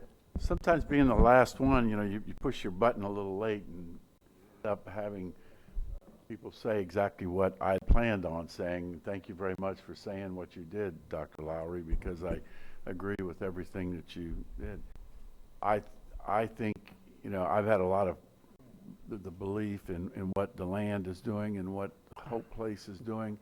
But from the moment I heard about the projects, I was very confident, knowing the people that were involved with it, that they were going to be actively out there raising the money, doing what they could to make it a successful project. So and I know it's because it's a convenient location. Both of them are convenient locations where they're going to be in the community, that people can get there and get some help. Not 10 miles outside the city limits, but I really believe, and I think any one of the 7 council members here, if we were over there, sitting there, we would have heard you know, initially that, you know, there wasn't going to be any operating expenses and would have prepared that way, would have planned it. But it changed, and it did, and I think this becomes an opportunity for us to help out and to do it. I really believe in the project, the two projects I believe in. I'm hoping that people will prove me wrong on the third project out there, because I really have some severe concerns. But, Mr. Chair, I'll make a motion here to direct staff to work with them on covering what expenses need to be covered and come back with that council for final approval. And I'll second that. Is this the capital funds, Mr.? The capital Yes. funds, correct. That motion's been made. We'll have additional discussion. I want to weigh in on the, All you need is a the real second, you meat. can talk it to death. It's made and seconded. Oh, you seconded it? It's made and seconded, sorry. And you know that I supported Hope Place as the mayor of Ormond Beach. We were the first ones, I think, if not Daytona, we were right there first supporting this project. And as we also agreed to support First Step, which wound up being First Step in Ormond. And this is very, very needed. And I approach things, and we all can approach things differently. I looked at, and I think this is what Mrs. Wheeler was alluding to, I looked at $4 million plus a piece of property that the previous council had agreed to commit. $4 million and a piece of property valued at approximately $500,000.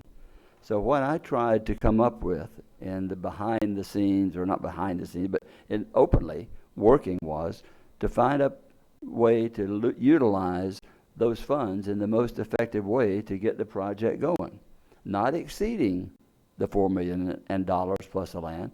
And what we came up with to support was building up to $2 million or $2.5 million or whatever the number was, not on county land, but on Daytona Beach property, which would already be into their control, under their supervision. In the unfortunate event that it didn't succeed, it would be on Daytona's property, which was also a self-assurance. And then as far as the other $2 million that was left out of that money of the $4 million, I said, let's find a way that we can make sure that it works and operates. They felt they didn't need a $4 million building, like Hope Place needs a $4 million building. They're going to operate without that. So they're operating on a set number that was committed if they'd done it. So if they'd gone ahead and spent $4 million, they would have had to find out how to run it. So that's why I look at it really maybe a little bit differently, that we're not giving more to them than they were promised or committed for. We're just dispersing it in a different way. And that's the way I look at it. Now, what I'm supporting and what I think the motion has made to be, and I would like to add to that it comes back with options. That we need to get Hope Place up and running. Yeah. And I think what Jamie was mentioning, I believe, that we have an amount that was this amount, less this amount, plus this amount, which came out to $330,000, $350,000, a number. Is that, Kim? Pat? I'm going to make a modification to the motion. Okay, Mr. Chairman, may I? sure. You know, it's not very smart of me to disagree with the chairman. You're going to vote on this project. That's not very smart of me. But I've got to be honest with you as a friend. Our project serves more than 200 people. Our project is a full program where we have resources for them like childcare, where we have Catholic Charities as partner. Their project, they were scaled down from 250 to 100. I'm glad that you're supporting it. I really don't know enough about it to have an opinion. I leave it up to much smarter people like all of the people who's sitting on dais. The reality is, sir, our project is completely different.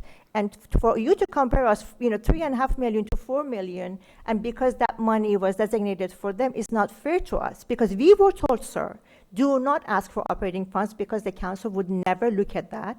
And we said we will open with as much money as we can, but we are ready to double our numbers. So it's really, I would like for you to look at our project with its own merits, and please don't compare us to other projects because we are completely different. So you made a decision for them, good for them, but please know that the $4 million was setting aside for them was for 250 beds, and they scaled it back to 100 beds. Ours, we went from 90 beds to 203 beds. Right. So just please keep that in mind when you're making a decision. Okay, it was not comparing yours to theirs. It was taking a total amount of dollars being spent, because they believe that the number of beds they don't need, and then if they need to add beds, they can add that at their expense. And I know it's not good to argue with you either, but occasionally we can disagree, but we'll walk out of here still friends. And I'm not. We will, and maybe we need to get together and have a cup of coffee and Well, really discuss this. I know we'll probably see. I'm not saying what I'm saying to say I don't support what Hope Place needs. I told you I supported Hope Place from the start. I supported Food Brings Hope from the start. Always. So I've supported, I was one of the first ones, my wife and I were one of the first ones when we found out the students at Seabreeze were living at Tomoka Park. We were the first ones out there to help to do that. So I'm doing what I can. I can't do as much as others who have maybe but more financial means or whatever businesses that they can do. But we do what we can to support. This, we have to make a difference. There's nothing more important than making sure we take care of the families and the children. I supported Family Renew starting in 1994 as a project, which was one of the forerunners to where we are today. Troy Ray and I supported HUM back in the day. We had disagreements on moving their operation off of Grenada. They fought, Troy and I argued, Bill Turner and I argued, and what it wound up being was the best thing that ever happened because it expanded the ministry of HUM. So don't think that I'm against you. And you're not arguing with me, and you're not disagreeing with me, so I know that. Mr. Patterson has Mr. a Chair, note. I think after watching Ms. Farouk speaking at the MICA event and Maury trying to get a word in edgewise, I think you would have learned something from that, correct? Yes, dear. And I'm trying. She didn't even have to make you coffee either. Yeah, I learned she made a coffee. I actually made him coffee, so I got to talk, and he had to listen. That's the coffee rule. Mr. Patterson. Well, on the motion I made is that we will be matching non-government funds up to $400,000. That was what was decided here. Plus the capital funds to finish Building 10 and the sprinkler system. Plus the sprinkler system. And the 400,000 is 1 year? Yes, please. Yeah. It's 1 year. Up to 400, 1 year. Well, they need what? The $80,000 for the sprinkler system? And the 380,000 for the building, less the 100. Minus, so the total was 327. 327, yes, ma'am, and up to $400,000 in operating funds for the first year, matching non-government funds that they raise. So not to get it just up and running. And the non-government funds, would that? In totality now. That wouldn't include the foundations? It would only be the private donations, or would it be the fundraising, the private donations, and the foundation? That's what they said. All three of those. But Mr. Chair, I think Non-governmental funds. Okay. I believe that's what Mr. Patterson was amending his motion to be, and then the. Right, second that. Okay. And that was for the operation for once you're open for the first year, which would be fiscal year 17-18. Please understand, that's the direction we're giving the staff. I understand that. So. And that would be for year 2017-18. Yes, please. But the capital funds would be as soon as they can start building, finish.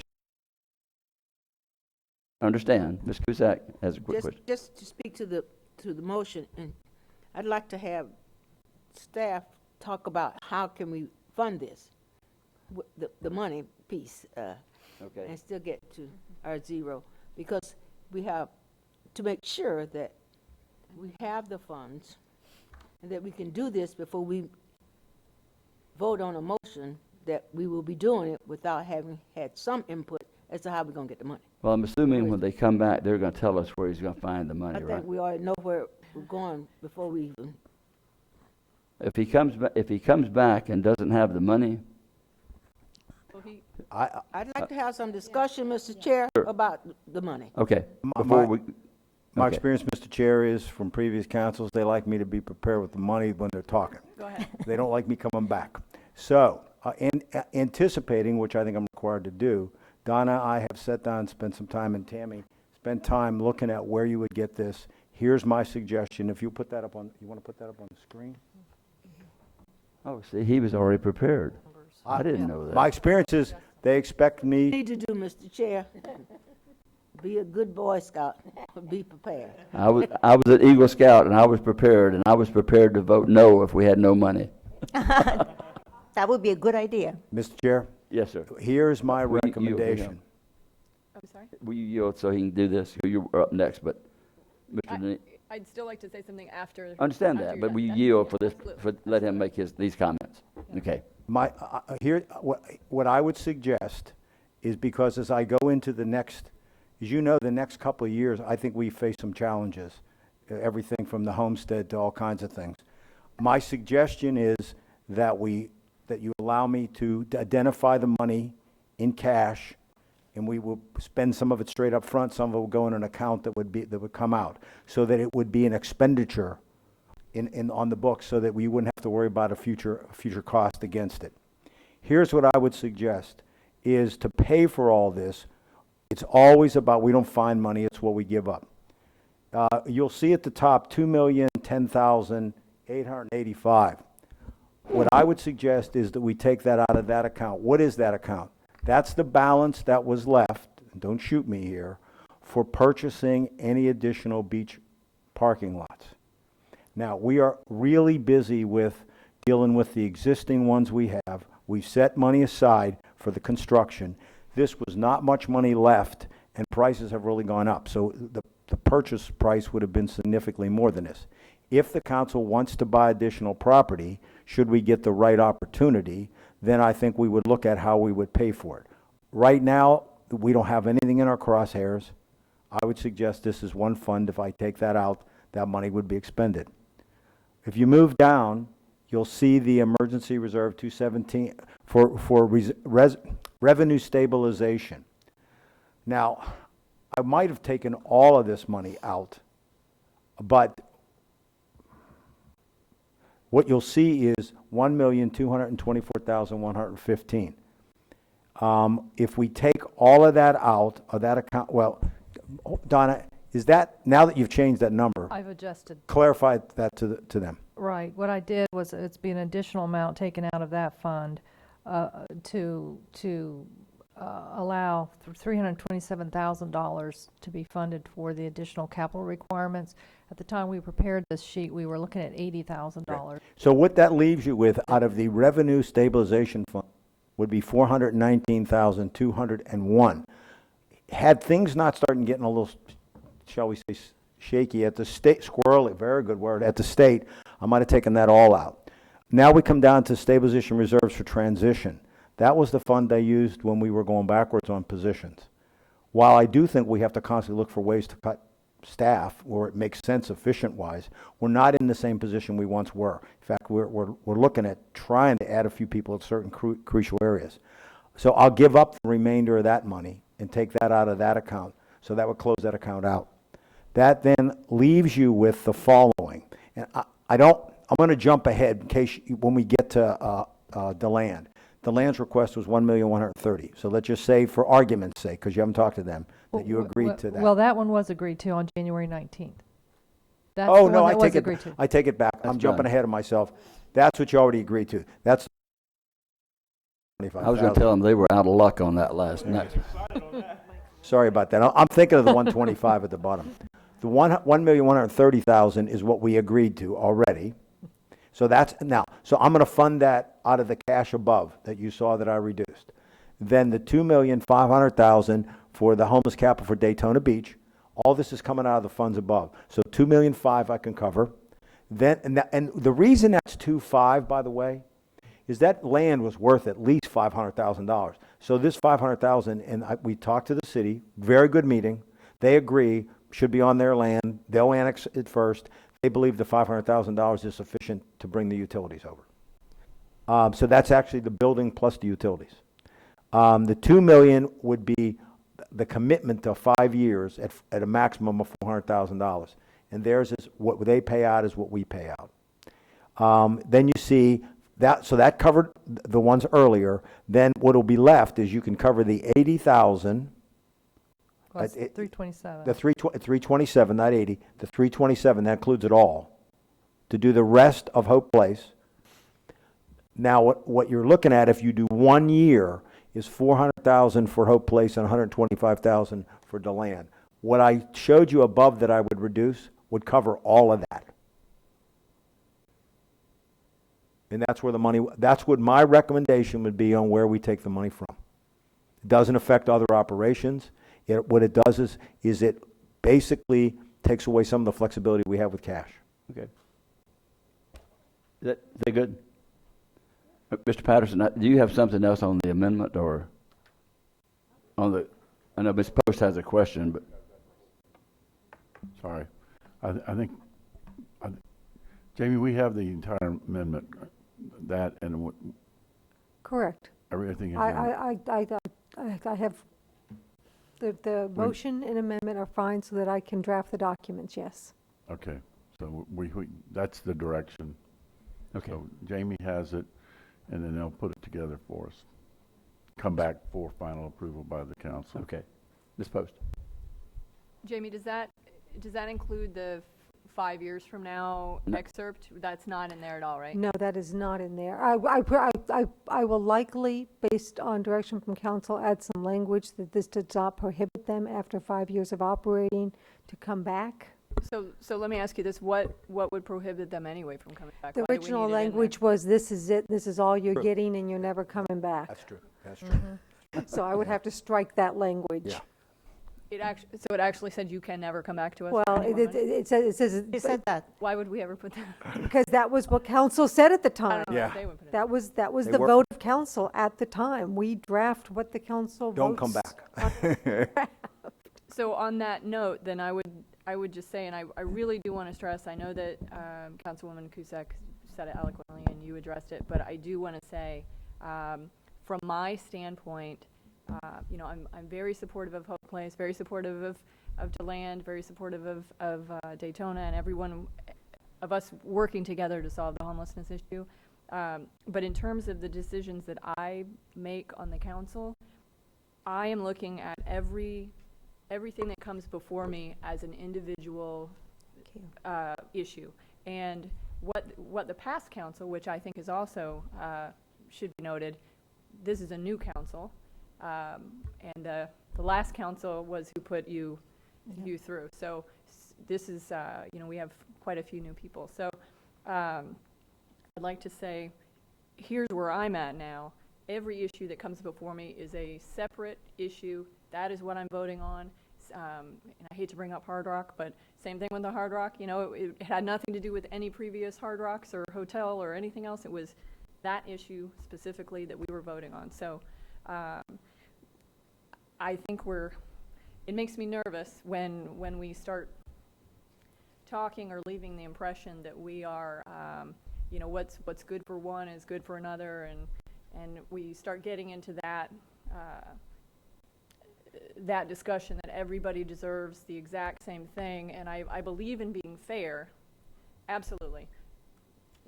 But we can't operate that way where we're saying everybody gets exactly the same thing forever.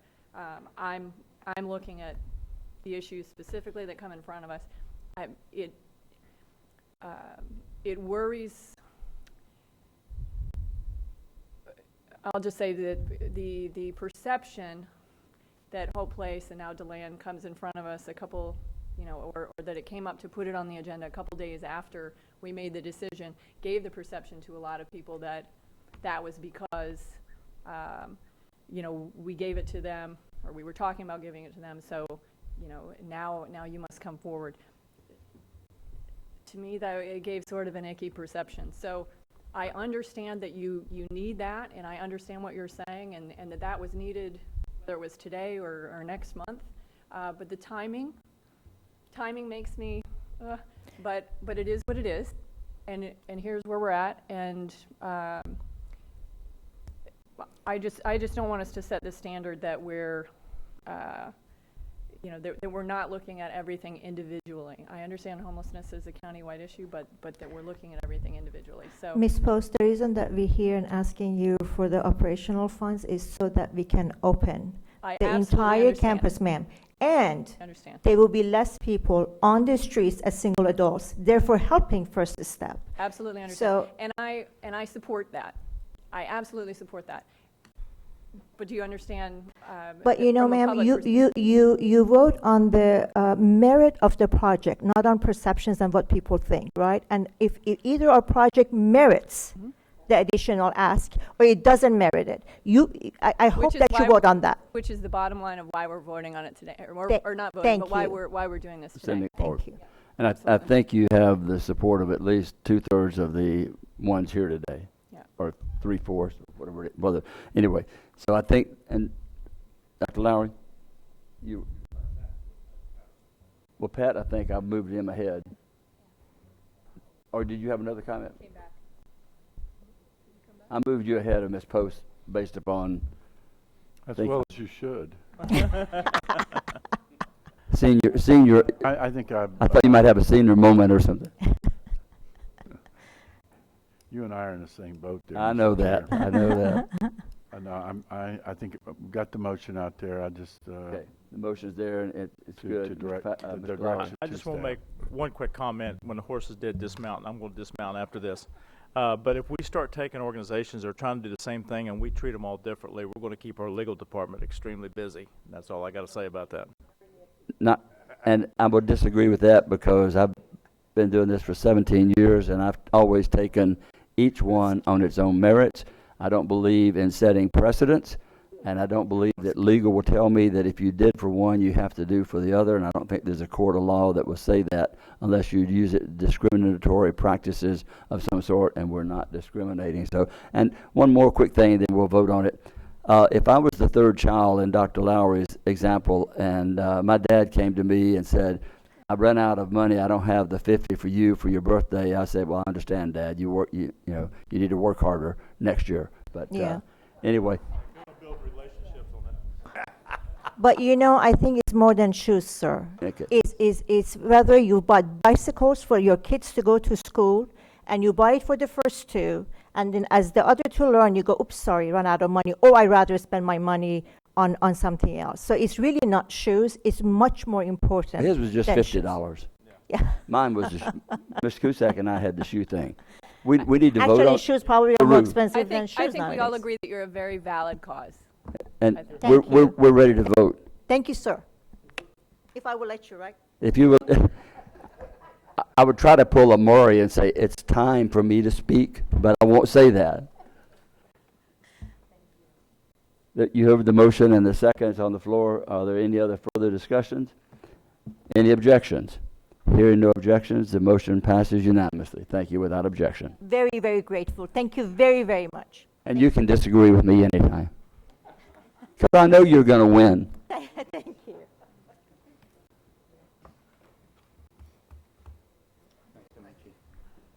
Okay, rather than hear from Deland, I think we'll break 3 hours for lunch. Lunch. Oh, sorry, Michael. Didn't see you standing there. We have a wild game feast to get to, sir. I'll be there for it too. Sure. It's not tonight. Yeah. The Wild Game Feast? Up there. How come I'm not 5 there? o'clock tonight. You're kidding me. No, sir. Come on out. We'll feed you good. Wild Game Feast tonight, Main Street. You need to go and vote. every day for Main Street? I was going to make that request formally, Mr. Patterson, but thank you Well, for doing no, I was planning on, it's going to be part of my closing comments today. So I'll just, you go ahead and do that, Mr. Mayor. Sometimes we need to be told 2 or 3 times. Well, Make we sure. certainly hope I that think- everyone will vote for DeLand as the best main street in the country. So That's a good point, too. Are we ready to move on? Okay. Well, let me open by saying we too are not here just to ask you money. We're here because we needed to be here. As Mrs. Seaman will testify, we had to get a change to the location of our facility as we started fundraising in earnest since the January 19th vote by the County Council to move forward with this program. We did meet with some resistance in the South Florida Avenue location, and so we started to look at some alternative locations that would not just be better, but also ensure that we get the support of the entire community, because that was important from day one, that we have support of everybody, because we're asking support from the business community and churches and local governments. And so we found an opportunity at 417 South Palmetto. Unfortunately, the interlocal agreement that we have with you is very specific to the South Florida Avenue. So we do need to get the interlocal change to affect that. In order to put the facility at the 417 South Palmetto Avenue, it would require that we go 2-story. So we were looking at some help. It would probably be like an additional elevator. I think that would be the bulk of the additional cost. And the county staff had ended up finding a grant for us to purchase the property and help us with the renovation of the home, which is another bonus because, as you know, we do need transitional housing in this county. The house that sits on the property that we would be purchasing for the new location will be enough to house 4 or 5 people there in transitional housing for up to a year. So we're very excited about that. And because of that grant, we withdrew our original request for any additional capital dollars for that change in location, but we are having trouble fundraising. We did get excellent support from the cities. We're at $136,500. We're at roughly $25,000 with churches and about 9 with businesses. And so if there is an opportunity to get help with operating costs, that's the reason why we ask. But if you don't do that, we still need the change in location to change the interlocal, because we want to get this facility up and running. There is a desperate need out there for people to have a place from which they can successfully navigate reentry challenges and get back into permanent supportive housing. As I indicated to you in January, our goal is housing within 30 to 90 days. And so we want to get this facility up and running as quickly as possible. And, I'm here to report, unfortunately, as Ms. Husseini did, fundraising is very difficult. And we have looked at everything we can. The mayor and I have personally had over 20 meetings, include many public presentations, and we've been looking at grants and so forth. We're going to keep doing that, but if the county council is in a position to help us with operating dollars, we would appreciate that, because that's the sooner that I can send a letter to Mr. Deneen saying we're ready to go ahead and start with the design of the facility, which we can have once we get that notice to proceed from the county. We can have it up and running within a year. And so that's why we're here for you today, mainly because we need the change to the interlocal for the change in location. But if you could help us with the operating, it would help us, get that project going that much quicker. So with that, Mr. Patterson. Oh, sorry, Bob. Yeah, Mr. Chair, I would like to make a motion to direct staff to come up with an agreement on the change in the interlocal agreement for the change in the location, and to fund operating expenses to match non-governmental funds. Is there a second? Motion is made and second. Ms. Cusack. Thank you, Mr. Chair. I have a question. You're saying that you need operational costs in order to get to open? No, the agreement that we had with the county is that as soon as we got to the $315,000 we need for operating costs, I would send a letter to your county manager saying we're ready to proceed, because from DeLand, we are backstopping the project. So once we say we're ready to go, we are 100% committed, even if we have to pay it out of our own general fund. We're committed to 50 at least. But if we didn't raise the additional amount of money, the city of DeLand, the city commission would have to come up with the rest.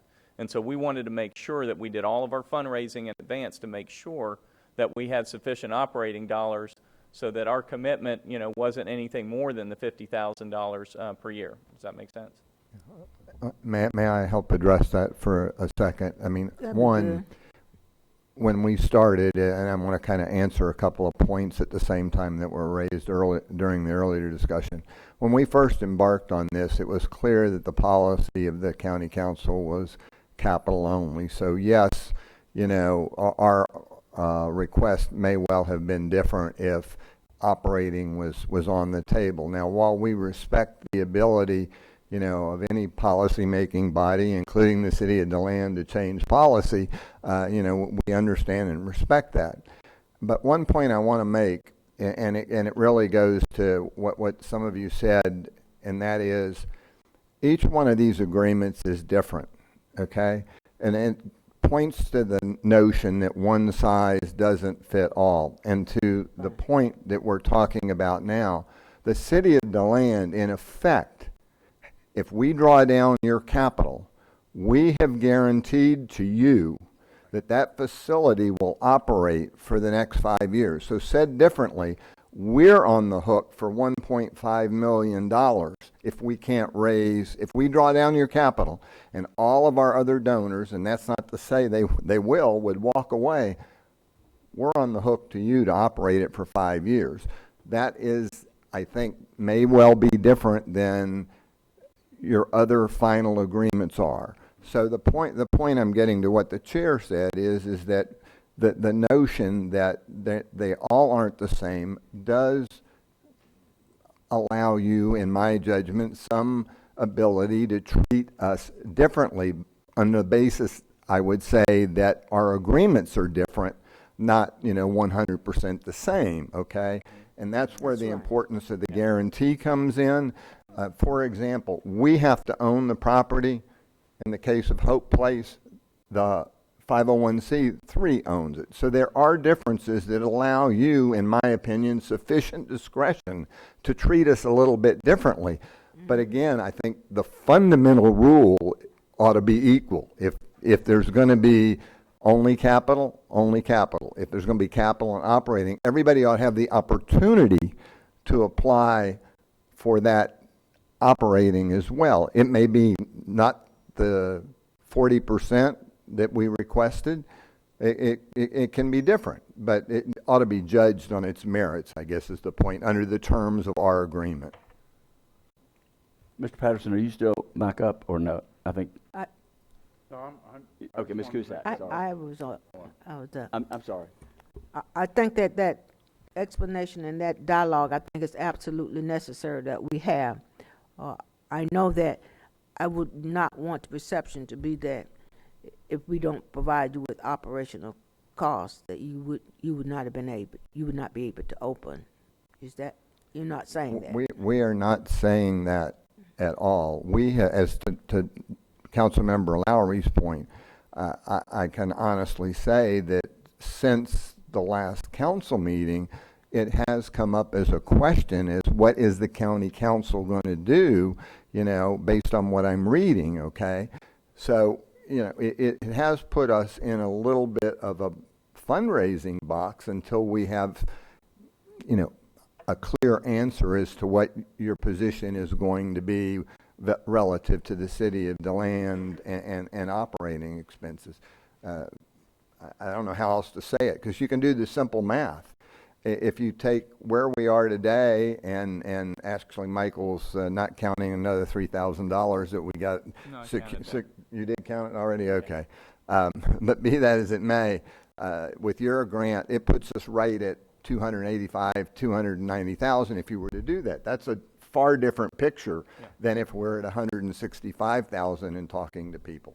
Yeah, and it's a lot more fundraising the mayor and I have to do, and like I said, we've spent a considerable amount of time, the both of us doing that. What was your because for some reason I didn't get a copy of the letter or proposal. What is your projected annual revenue needs for operation? 315,000. 315, and you right now are at, 168,000.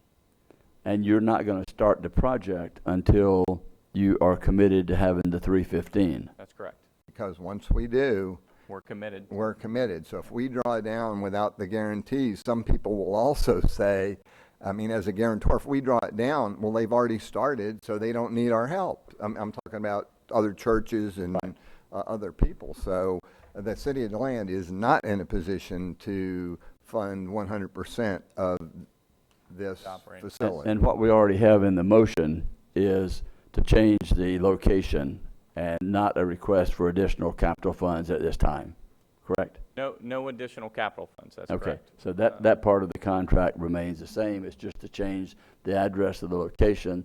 You're going to still operate based upon receiving the $1.1 million in capital to build the structure, which you will start within a year as soon as you have commitments to do whether you have the commitments or not, you're on the hook, or you're responsible, not being on the hook. Which is why we need to have the commitments before we ask Okay. for the first drawdown of money. Okay. Ms. Wheeler? Yeah, going back to the operating costs again, as I've asked with the other ones, are we looking at this, so you're saying 315 is what the operating costs, and you've got like 178 or something like that? 165. So you're asking for the difference.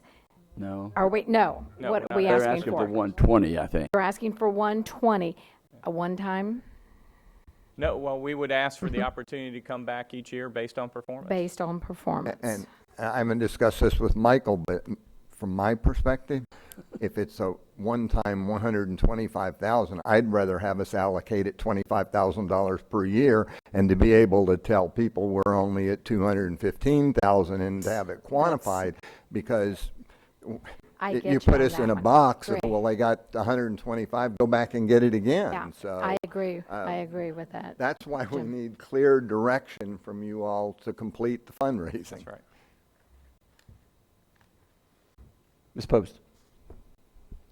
So if we go back to saying no operational cost, would that get rid of the hesitancy from your donors, maybe? Well, we would well, I don't know that it would get rid of the hesitancy, from all the donors. Would you be able to raise well, it then? I guess I should rephrase again, that. or- There, I think everybody is generally supportive, but in West Volusia, $500 or $1,000 from churches and businesses is a lot of money, and we're having to do that many times over, and so the fundraising is proving to be a real challenge, and so it will delay, the start of this project, until we can get to pretty close to that 315, because I can't ask them as their city manager to commit to doing this project, what puts them on the hook for $315,000 a year, unless we get fundraising commitments up to pretty close to that amount. So. I'm just checking on the difference between last week and this week, now that we're talking about operational costs for another entity, that it seems like you would still be in the same boat. The same boat. Same boat as in still being able to ask and try and raise that money from personal donors. I think the I perception that understand it it's hard. creates is if the county, council is going to fund, homelessness. But to if we include- said no, then wouldn't you be in the same boat that you were in a week and a half ago? Or Maybe. It's hard to say. I mean, Answer's yes. I'm more concerned about the local governments than I am businesses and churches, Yeah. because, with the local governments, if they see, county council, giving, large sums of money, that may, say, well, do you really need all the money that we committed to? It's hard to tell. It's hard to say. Mr. Patterson, would you recap your motion? I didn't mean to interrupt you. we're not discussing operational at all in this We're motion, discussing or whatever this, he had on final thing for today? the motion. I think his motion did. It did I include think it did include something for But I wanted to the clarify. 1 year. Yeah, change the interlocal agreement and fund operating expenses to match Non-governmental. funds. So That was the motion, that was seconded. that's the motion, seconded. To be extended over for 5 this year- years? 1 year. That's what I want to make sure that we're clarifying that. So Mr. Patterson's motion is for non-governmental funds. As I understand their presentation, they've raised a little over $30,000 in non-governmental. 30,000? We raised $25,000 from churches and $9,000 from businesses, so yeah. So that would be $31,000 that they have raised from non-governmental. So Mr. Patterson's motion would be to match that. For the 1 year or just for the 1 year? For the first year. Yeah. Similar, the same motion that he made for Hope Place. And all I would ask is that you not close the door to us coming back on a performance basis next year and saying, this is what we've done, this is the success that we've had, could you consider, some additional grant for operating? Mayor Apgar, I really desperately want to hear what you're trying to get out. Because I'm an optimist. I see you. What happens if we raise $160,000 in? That's what you have now, right? No, a Well, so this non-operate. question, I wanna make sure If we raise $160,000 in non-governmental Right. dollars, are you matching 160? No, That's it's what up I to want to make 120. sure that we're capping, or He what said are we it's- saying? What I'm exactly? getting to is that would fund us in the first year for $450,000, and we whether it costs that or not. I'm just trying to understand. Yeah, I think he put a cap on, I think he put a cap up to. Mayor Apgar, what would you like to see happen? Mayor Apgar, Mayor Apgar, I'll try to do it in simple math, okay? 150 from the government, other governmentals, that's off the table. We raise $150,000 from non-government. non-governmental. You're going to match that to 125,000. So that's 275, 375, 450, 25,000, whatever it adds up to, which is $100,000 more than a projected annual revenue. Well, I'm trying to understand, Mr. Chair, and that's why- because I would like to be able to overfund the first year in case we have fallout. I'm just trying to make sure that I would think maybe matching what you raise from this point on in non-government or to the 300 and up to the annual operating cost. Matching up to 125, matching what you have up to that. If there was more collected, like 100,000 more, that could just be rolled over to the next year and then reduced what the next year's revenue. So in other words, if they needed 300,000 the next year and they only raised 100,000, then we're even Steven at that point. Well, aren't we interested in you reaching the 315 number to be able to start so you can have something done the next year to come back? Yes.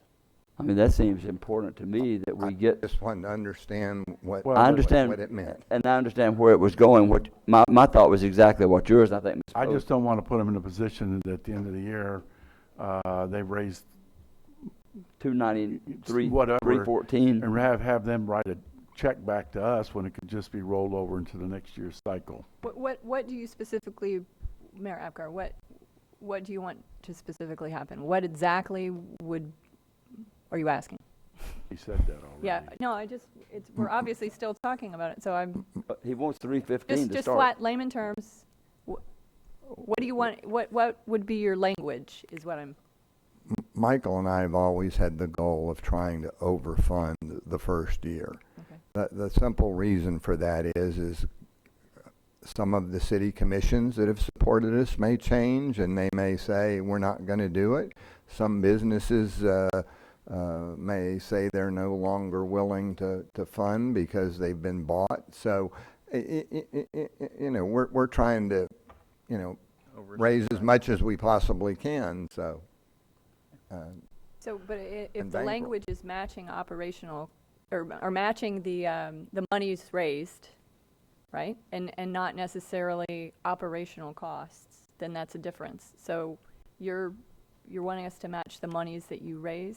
I think up what we're to- saying was that, Mr. Patterson, I think what he said was matching that will up to the 125,000. Was that not correct? Or was that added to it? The motion I made had to do with operating expenses to match non-governmental funds. That's I what I didn't thought. really put a cap Somebody on else it. came in, the 120. But you don't seem, he seems very uncomfortable with that. Yeah. That's No, what, no, that's what I'm trying to figure out. The motion is the motion. Yeah, I'm just trying to sort there's through no- this. I mean, Yeah, we I have w- a motion as the council. Yeah. It's been made and seconded. And so we're ready, and now we're having discussion. They're no longer a part of that Of the at this discussion. point. It's us. Well, but I'm curious as to the people that are in front of us to make sure that I'm hearing you correctly and that And they we're- made that motion. Yeah. The manager did make a offer to us as to what they were looking for. Did you not, Mike? If somebody wants to make an amendment, that's fine. That's- The motion is That's what there. he- that's The what he motion said. If is we need there. to change this, that's fine, and let's just keep it with the people on the dais here. Well, yeah, we have a motion, and if you want to ask us, I mean, not ask us, but I mean, the motion is made that we will fund up to, match the, we will match, change the address, and match the non-governmental funds. Let's vote. Up to 125. That's up to 120. Okay. I heard a let's vote. Is anybody else okay with that? Does everybody understand the motion and the second, and it will come back to us, and this is where we will go from here. You'll bring it back in a contract at a future meeting. Who made the second, please? Any- Who made the second? I will second. I thought Oh, Mr. Mr. was Lowry already made the second? It was Thank you. made and seconded. Mr. Patterson made. Any objection to the motion? Hearing no objection to the motion passes unanimously without objection. Okay. Thank you very much. Thank you. We appreciate it. That didn't take that long. And vote the land. And come to the Wild Game Feast. I can't believe the Wild Game Feast is tonight. I was planning, I got my shirt ready. Your shirt. I got a shirt and from your last bib. year. Okay, let's wrap it up. Item 11 is an appointment to the Children and Families Advisory Board. Correct. Mr. Chair, Marcy Zimmerman, Yes, ma'am? I was just going to help you through this. There are actually You can help me through this one, but we're going to come up with some other way of doing this in the very near future. Thank you. whatever you would like. Go ahead, help us out. There are 4 vacancies that still have not been filled for the terms that expired March 31st. There are 2 applications. The chair, West Side, and the District 1 have available applicants on this agenda right now. District 4 and District 5 still do not have any applications on file. So you need A- the chair for West Side, District 1, 4, and 5. Correct, and you can either make a motion of a nomination to appoint, or we can continue it again until we get more applications. Mr. Patterson, I guess you are, Well, I think you're up first, and then I'm second. I'm but going to do- pass on mine, because I don't have a clue. Okay, well, I have a motion, and I've checked him out and got good references, and I think it'd be a welcome addition to the Children and Families Board based upon his military experience, and that would be Eddie J. Molina. Eddie Molina has been nominated. Now this is the one where we need no second, and is any opposition? Eddie Molina has been, without objection, Eddie Molina is appointed by District 1 representative for the Children and Families Advisory Board. Carried unanimously. District 4 has no nominations. You want to pass to the The rest next of them will be continued. Yep. And District 5 has none. Now that eliminates those. Is that right, Marcy? Correct, all others will be continued. Okay. We now will move on to discussion of matters not on the agenda. But was there any, you have no other cards? You do have a card. Public participation.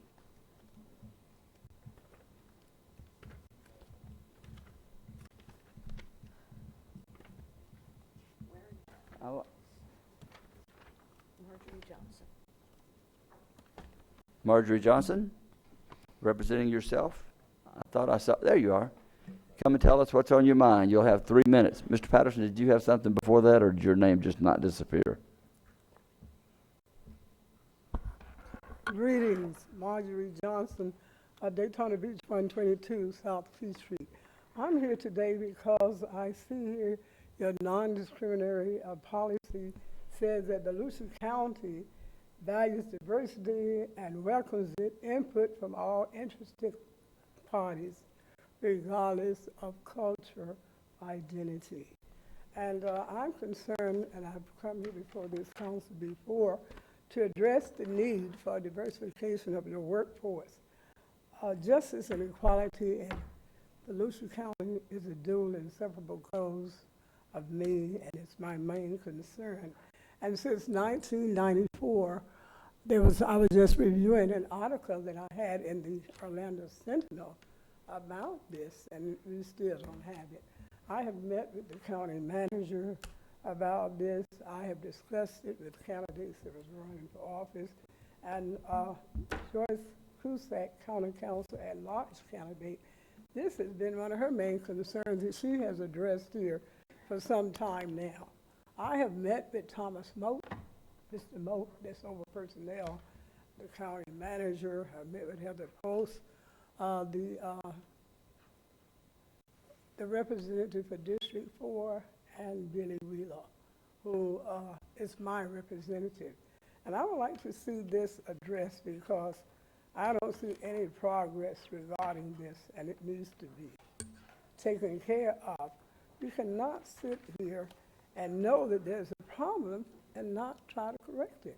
I know in Daytona Beach we have 3 or 4 department heads, and we have no blacks, African Americans, or minorities where we need more. As far as department heads here in this county, I have gone as far as to send people over here with master's and doctorate degrees. And when I met with Mr. Moat, all he had was excuses that we know that we have a problem, then why aren't you trying to address it? If he can't address it, then they need to replace him with someone that can. And I also want to thank all of you who voted at the last county council meeting, you, Chairman, and Ms. Cusack at large, Ms. Wheeler and Ms. Post. These are all candidates that I supported when they ran for office. They came to me, and I worked hard to get them elected. And we are here to see that all homelessness is something that needs to be taken care of right away. And I was so proud to see y'all move in this direction. And I addressed the city commission meeting, and we did our share. So we want you to do your share. I want all of you to continue to address this problem because shelter cannot wait. Thank you. Thank you, Marjorie. Now then, we'll move to closing comments or comments by the council. Dr. Lowry, you're first. I just wanted to ask, I had to leave early last meeting. Where are we at on this beach committee deal? Have we made appointments yet? Are we going to get ready to? I just wanted to ask that question. I meant to ask earlier. What we're down to is because the council sort of jumped ahead, made appointments, that I only have 2 members that have the need to make appointments. I'm going to meet with them separately, and we'll talk about how they want to make their appointments. You made yours, correct? No, I didn't. On that new team or new committee? It was you and the chair that I've got to talk to. Well, I have another appointment also. And Ms. Cusack has And you do one too, more. that's right. And Joyce has another. Is it one per person or 2? One, except for the chair and the at-large. Okay. You have one? Yes, So I it's have just one. it's just the 3 of It's you. just an appointment, so there's no vote. All you need to do is to tell us that you're appointing someone, and I think they're it. Can I just raise a point of order here? There was never a motion made to actually create this committee. I think we need to go, it just jumped out and then everybody thought we started. did. No, there was never a But motion you would know, made. because you keep up with that kind of stuff. Was it? You're saying no? There was no formal motion or vote. I tried to raise that and everybody was making nominations, so I just went ahead and made my nomination, but I didn't, there was not a motion made to formally form this committee. So I think we need to kind of get that. I mean, I'll Okay. go ahead and make a motion, and we're going to have to just forget that we all made nominations as it is. We'll made appointments, And right. maybe just, we'll make the appointments at the next council meeting on May 18th. I'll second it, Wheeler. Okay. Motion is made to appoint the Beach Study Commission and seconded by Ms. Wheeler. Are there any objections? Hearing no objections, the motion passes. Pardon? Oh, sorry. Mr. Chair, could the motion include the composition of the committee and whether or not there's to be nominations or appointments and by whom they're to be made? I think it included that there were conditions and where the Well, candidates it would should come be- from. It should be in the motion. I'm sorry. So let me amend the motion Thought you did. to And if you could include have that there- some task or termination date, so we know. Well, until terminated by the county council. That could be any time. I don't want to keep it going forever. No, I make a motion to amend my motion on that has been seconded to create this beach, whatever it is, commission. What is it called? The beach? Can you just rescind your motion and the second and start over? It's the Beachside Redevelopment Committee. The Beachside Redevelopment Committee with district council members having one appointment, the chair having 2 appointments, and the at-large member having 2 appointments. They will look at economic development issues as they relate to the Volusia County beach, not beachside, the beachside community. So that would be the entire from county line to county line. No, it was actually Ormond Beach, Daytona Beach, and the shores. Well, I don't really agree with that. So it's going to be from the county line to county line.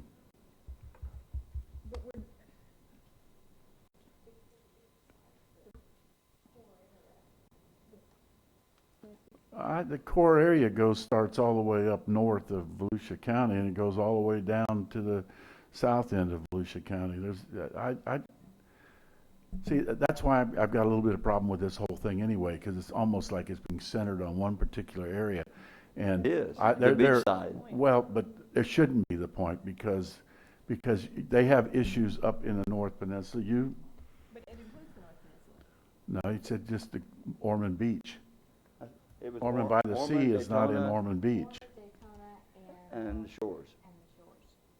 So And that's, Ponce I didn't Inlet- understand that I wasn't here when I think Councilmember Dennings made this. Was that the person who bought this too? I was not here, but I questioned, was it New Smyrna? And they said no, did not include the New Smyrna area. There was That's why only- my motion is to include the entire beachside area from the county line north to the south county line. And all of the people that have been appointed.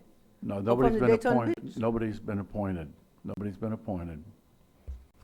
There were names put out there, but because there wasn't a motion creating it, it's just moot. So we're starting all over again with the appointments. Mr. Chair? So I do have a motion on the table. Okay. there. I'll second that. Motion's made, seconded by Mr. Lowry. And we can discuss the rest of the motion. There were parameters, I understood, with that as far as where the appointees would come from. And that was in your motion as well, Mr. Patterson, I think. No, the appointees would come from the north county line to the south county line. So it could be anybody. It could be anybody in New Smyrna Beach. I understand that, but they could come from anywhere, but we had to have a specific number of people represented. One appointment was going to be from each of the cities. One appointment was coming from hotels. One was coming from tourism on that list that we had. But that was a recommendation. That's not in my motion. Okay. Well, we can kill his motion and redo another one. Motion's made and seconded. You're It is more than seconded? welcome to. I'm just saying. I take back my second, if I was the one that. No, it said- was It is Fred. Fred seconded. Motion's made and seconded. All in favor say aye. Aye. Those opposed say aye. Aye. The tie, the motion fails. For clarification, for the record, I need to know who was yay, who was nay. The 3 yays are right here. Yays. I mean, You Mr. said Pat, yay. Oh, you stuck with him. Patter- You went down with him. Nays for horses. Nays for horses, it's no. The initial pat, yeah. Oh, so you didn't say nay. I didn't say anything, but yes. Well, you have to vote. I know, so I'm saying. All right, for the record. For the Mr. record. For the record, those opposed. For Lowry and Patterson. No, Mr. Patterson made the motion, Mr. Lowry seconded He- it. It was 3-3. She rescinded her. I misheard her. It's 3-3. No, it's not.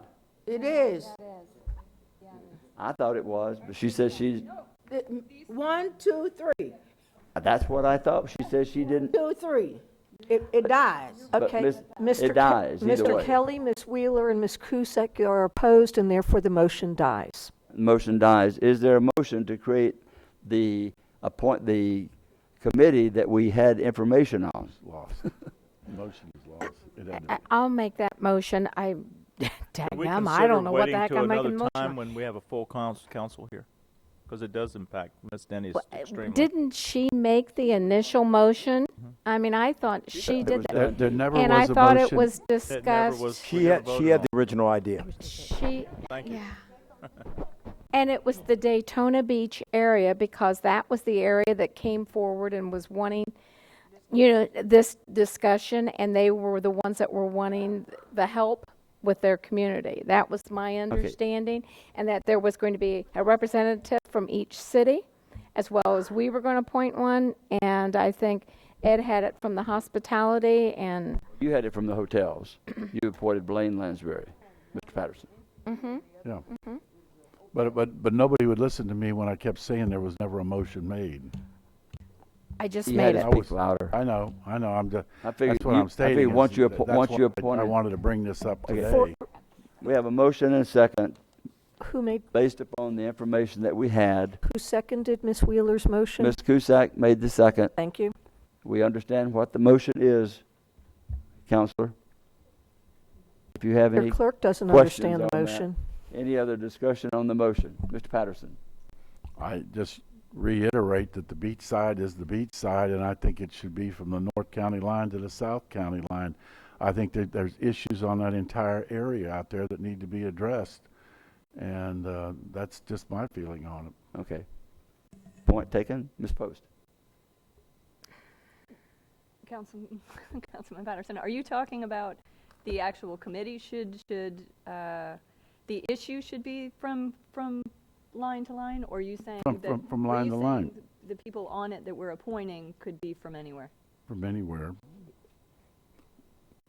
Because And that's not on this motion. There was a recommendation from, from Ms. Dent shouldn't say who's he, she'll beat me up. But recommendation on who should be on this committee. I don't know, was that part of that motion? It was what people should come from different walks of life. Some should come from the Sons of the Beaches, for example, was one. And That was one of the requests. they were all listed That to I give a cannot diverse group to bring back a report. I cannot That's- support that motion, that's all. Okay, that's the current motion. Are we ready to vote again? Yeah. All in favor of the motion, say aye. Aye. All opposed, say aye. Aye. Jesus. Oh. H. Christ. You still won. Sorry. Okay, again, I don't know who is opposed. Mr. That's Patterson 3 to and Mr. 3. It Lowry dies too. And Ms. Post, thank you. I thought you said the last time you were for it. Sorry. Again, could we not wait till we have a full council, please? Seems like we're gonna have to. No, well, if it's a tie, don't you just? We lose. I thought we lose. You don't win. Oh, Jesus. Okay. We lost and there's nothing there. Okay. So All right, we're doing we'll bring it nothing. up again. Huh? We'll bring it up again.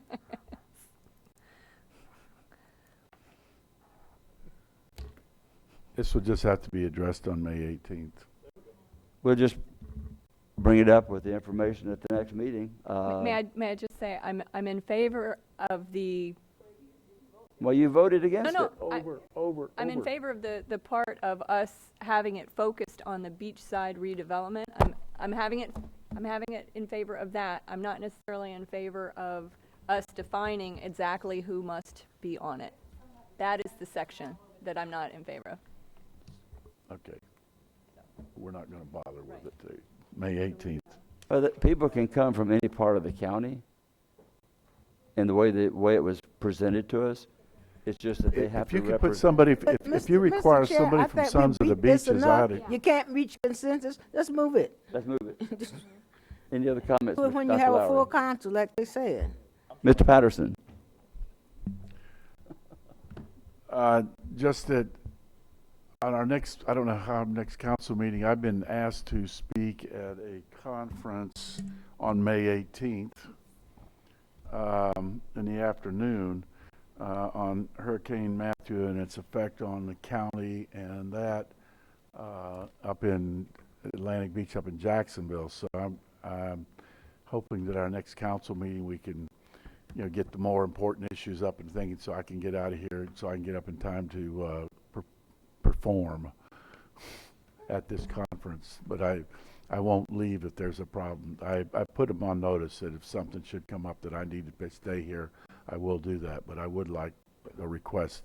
I've been asked to speak on that issue, insurance issues, and how the county, and I really want to get with our emergency operations director to get some information so I can use at that conference. I think they're expecting about 1,000 people there. Okay, point is made, and I guess we'll find out as the agenda And I have goes, nothing and else. We'll make sure that whatever is in the agenda that is there will be toward the front. I don't know what it is at this point. Yeah, you probably should put the beachside issue up early. If we're going to have a full complement of voters, that would help. I don't think we can have a tie with with 7 of us. Ms. Post? Don't look at me, I'm only one of the 6. No, it's your closing comments. I know.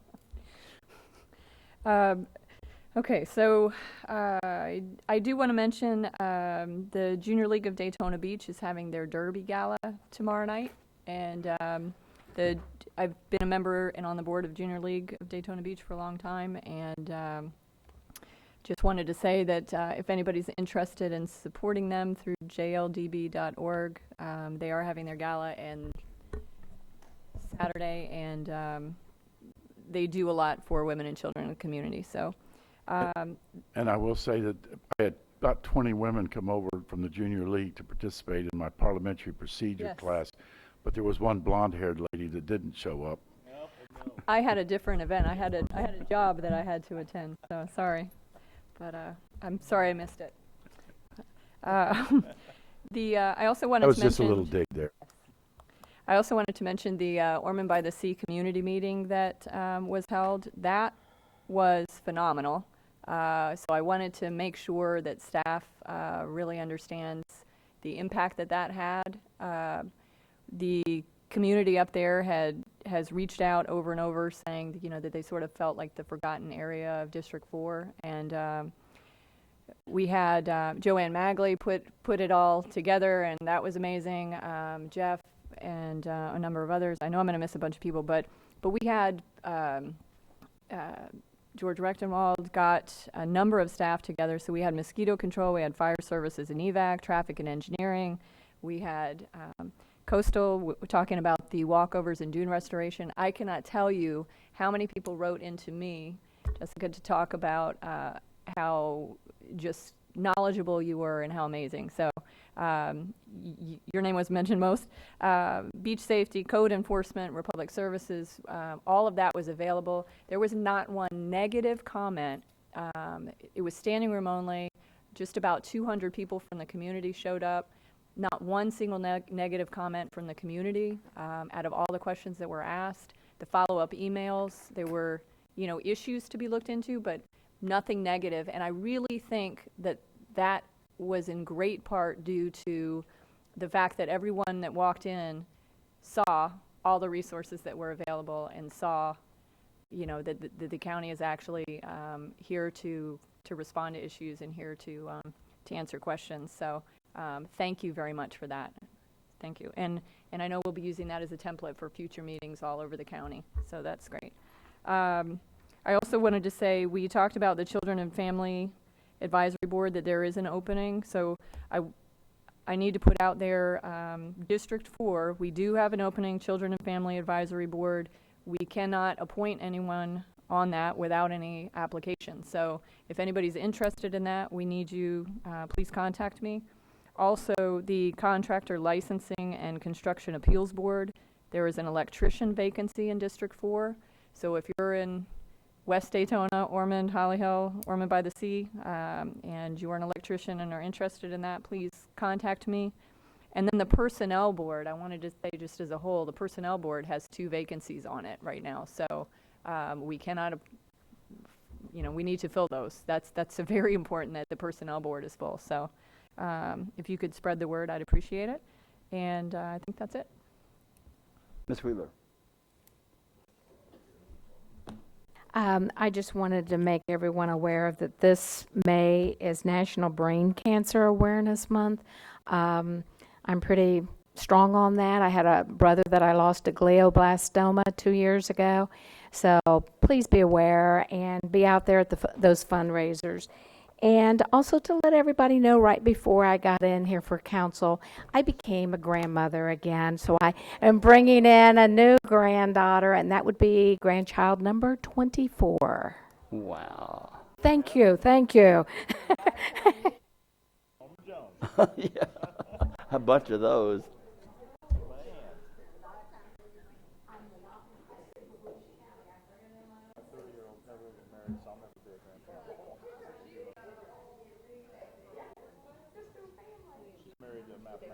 Is that it?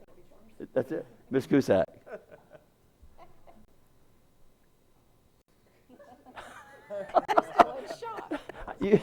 That really got you, didn't it? Thank you, Mr. Chair. Congratulations, Councilwoman Wheeler. You all have a great week. Thank you, sir.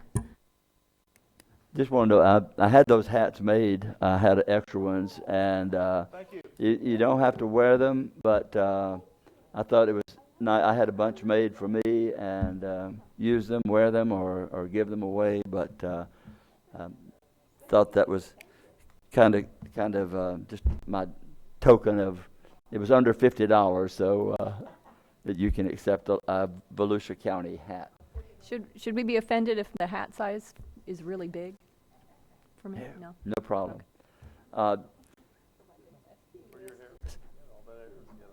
Sorry for the voting thing that we just experienced, but I guess those things happen when you have 6 of us, and I kept hoping to get there, but sometimes you just have to let it go, and we'll bring it back when it comes back. A couple of things. We're working very diligently on the homeless issue. I think we're making a lot of progress on that, and I want to pick up another issue and bring it out front for us to start looking at, and it's the beach issue. I would like to have, I know you don't like workshops, but I'd like to have a way that we could have to look at the beach access, the funding, the way it's being run, taking the tolls. What really got it is when it affects you directly is when you really look at it. And I know it was Easter, and there were 4 people in front of me, but to take 22 minutes to get to the beach because they had to change attendance at 5 to 1, and then another attendant didn't come on to 5 after 1 with traffic backed up on A1A. My brother experienced the same thing on the Saturday in March, which was not an Easter weekend. And the amount of time, he said it appears that there's no one whatsoever in any apparent hurry to get people on there. And I've been speaking to this issue for at least 6 or 7 or 8 or 9 years about accessing the beach. It's been misconstrued by a lot of people. I would love to see the beach approaches opened, us get into the 20th century on getting people in and off the beach by using kiosks and scanners. If you have an annual pass, you go through a section that's only maybe one of the ramps can be the scan, like a Sun Pass is scanned on your vehicle. The kiosk could dispense a ticket that would be placed on the front or the back of your car. If they didn't pay the $10, if that's what it remains, then you have beach meter maids, for lack of a better word, or maidens, and they go around and write an on-the-spot $50 ticket for not having it displayed on your car. That way you get people on the beach, the ramps are opened up, and Also, I think at a point, I'd like to look at some of the things I'd like to discuss. I'm not saying this is, I'm not just making this as a fact. I'd like to look at revisiting the free parking in the parks. And possibly everyone in Volusia County could pick up a pass to park in the parks, or they have a beach pass which allows them to park, but all outside of the county should pay a $10 fee to park in our parks. We're spending a lot of money on the beachfront parks to develop these 100 parking spots, and we're spending $4 or $5 million and then letting people park there free. I'd just like to have some of those things. I'd like to have, if I can get staff to work up some information. Also, I'd like to have an exact accounting of the revenues received for 16 and the expenses that went to the people operating the little check-in areas to see exactly what we generated. It's not that we need to make a lot of money to access, but it does cost money to do that.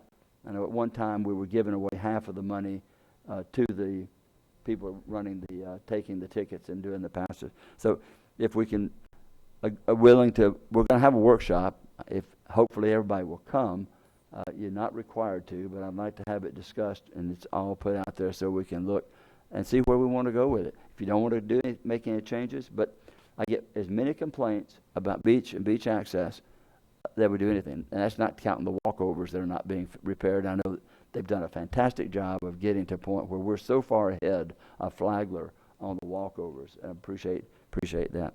And next week is, as I mentioned earlier, is Teacher Appreciation Week. Having a daughter in her 15th year of teaching, a wife who taught for 5 years.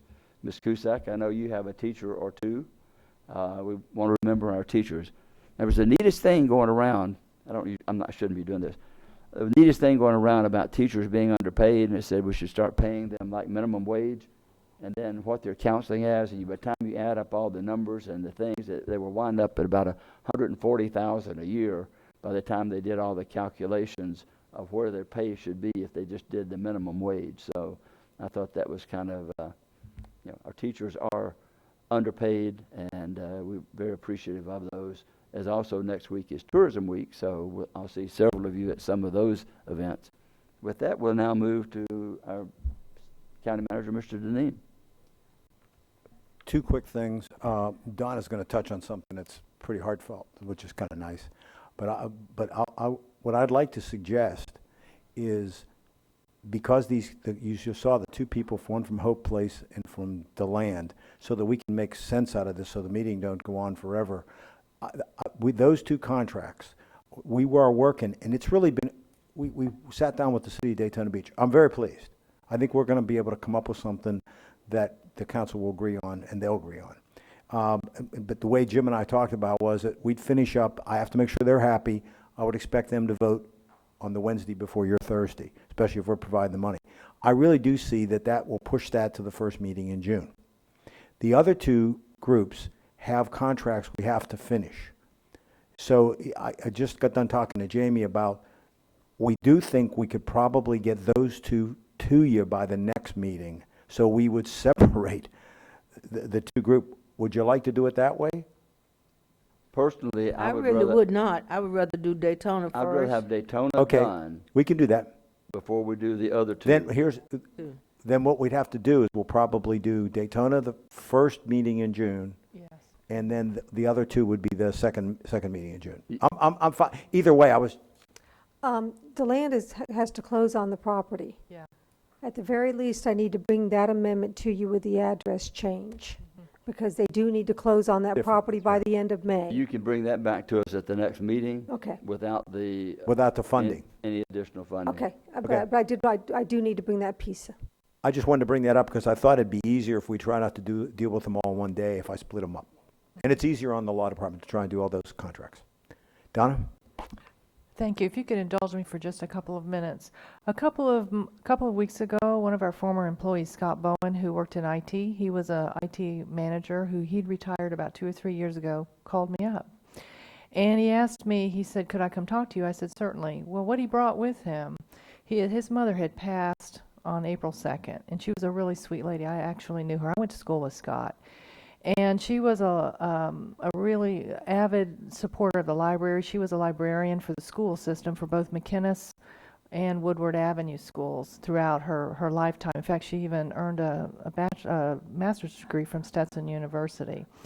Well, she actually bequeathed Volusia County Deland Library $10,000, and it was for to purchase children's books. So you can imagine that, and electronic materials. So it was kind of really heartfelt for me because it was like she honored her son, and she honored her own love of teaching and reading and children and teaching them how to read. So I'm really honored to accept this on behalf of Scott and his family. Scott, I wanted Scott to be here today. I asked him, but it was too emotional for him to come before you. But he's listening online. So I think we ought to thank Scott, and we're really blessed that his mother chose us to bequeath some money for continuing the education of children in our public library. Thank you very much, Scott. Counselor, Nothing, sir. anyone else? If not, we will adjourn at 2:15.